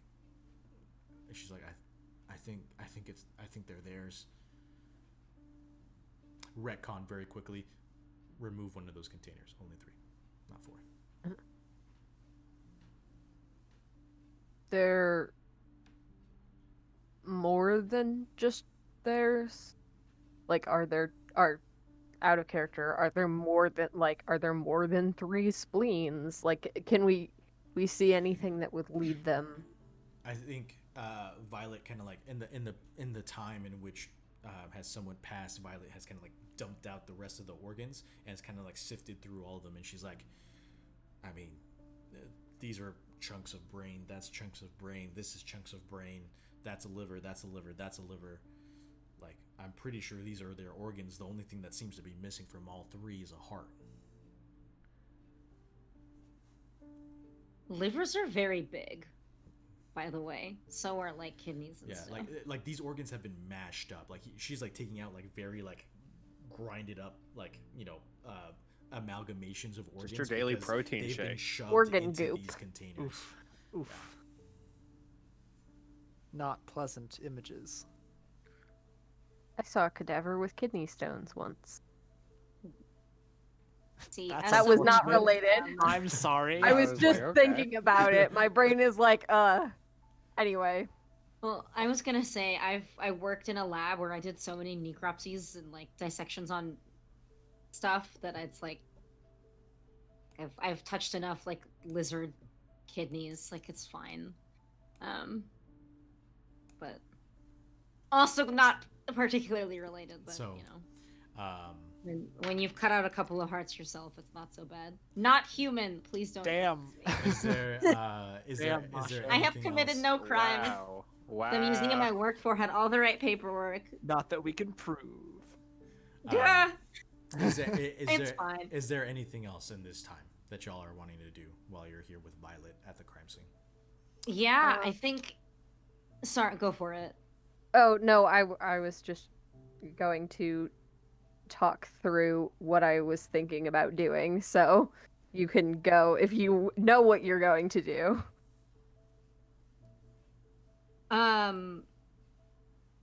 No, I think that Anne would probably also be kind of talking through everything. And I think that the same realization that Chuck got to, Anne is getting to as well. And Anne kind of looks up at Apophis and just says, "Missing hearts. That's a strange thing to take and just kind of like sits there and thinks for a while, and is just like running through the events of the previous Ilbrook mystery in her head. Apophis, what are you doing? This is going to try and use the move Tune In, where they can attune their mind to a monster or minion. Okay. Haven't been rolling great, so I'm not super confident about that. But I do have +2 weird, so... Go ahead and roll. Oh, that is a 6 and a 5. That's an 11 +2. Hell yeah. Yeah, baby. It's the new dice I Damn. switched to. Can you read me what the rule says again? Yes, so roll plus weird on 10 plus hold 3. Spend 1 hold to ask the keeper one of the following questions and gain +1 ongoing while acting on the answers. The questions are: where is the creature right now? What is it planning to do right now? Who is it going to attack next? Who does it regard as its biggest threat? And how can I attract its attention? So, what are, or I guess like, are you going off of, I guess, explain to me Apophis's reasoning of tuning into the monster. Like, how do they, like, what is their reasoning? Like, who do they think the monster is? Like, or are they just trying to connect with like any monster within the area? Like, what's going on in Apophis's head right now? Last time Apophis tried to, last time when Apophis tried to tune in with, the only name that's coming to my head is Anubis. Or well, Amut, I think was the. Yes, was thank the you. specific. Wrong Egyptian deity. It like didn't work really. It was kind of like Apophis would tune in with their like little minions instead of Amut actual thing. themselves. So Apophis is basically trying to see like the way I've described it is Apophis kind of closes his eyes, and snakes have like a heat vision, but he's using his as kind of a magic vision, sort of like a way to kind of sense magic in the area and like how long it has been around and kind of follow it, sort of. So if it's like basically if you're imagining it like an infrared camera, like he would always see Anne as a very like bright source, but then like he is basically trying to see like where was there magic in this area, how old is it, like basically trying to see the monsters using a magic vision as opposed to like a normal vision. I got you. So you rolled a 13. Do you get 2 questions or just 1? I get of your holds, I guess. Yeah. I am going to spend 2 holds right now. Okay. And then I will save the other one. All right. So go ahead and tell me what 2 holds you want to use up right now. How can I attract its attention? What's the other one? And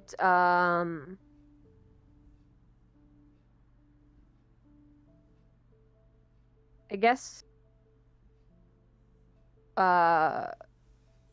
where is the creature right now? Okay. I'll say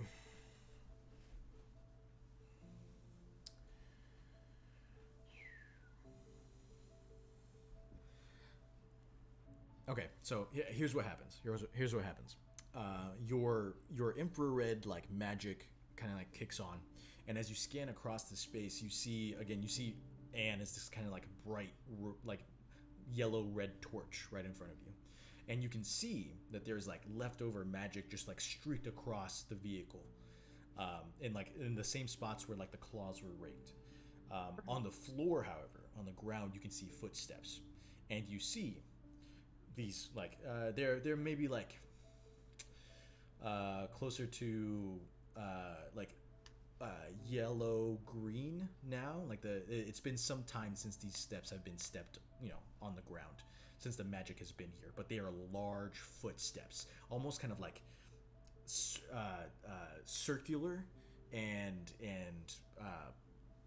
long. Like it looks like they look like very large feet in and of themselves, but just like slightly more kind of like oval-like in nature, as opposed to like a big foot, like a human footprint.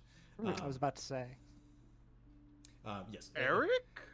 And you see that they go around the truck and things of that nature. They come from the road.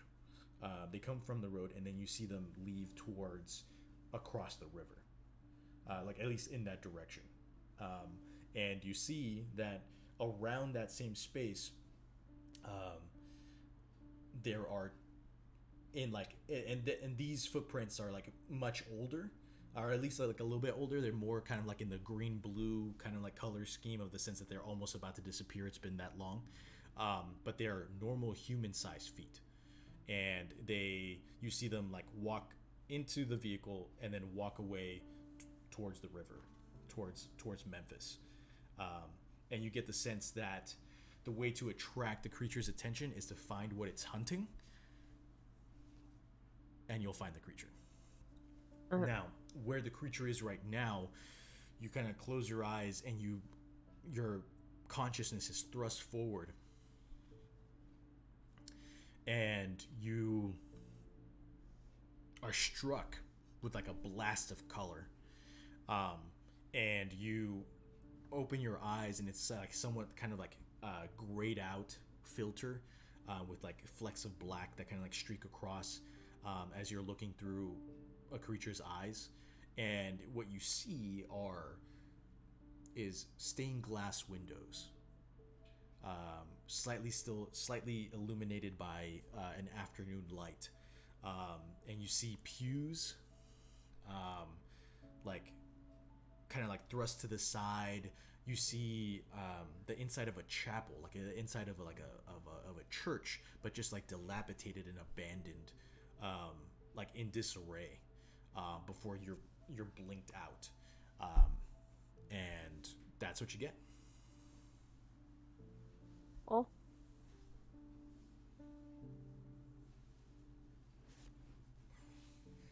Is there anything else?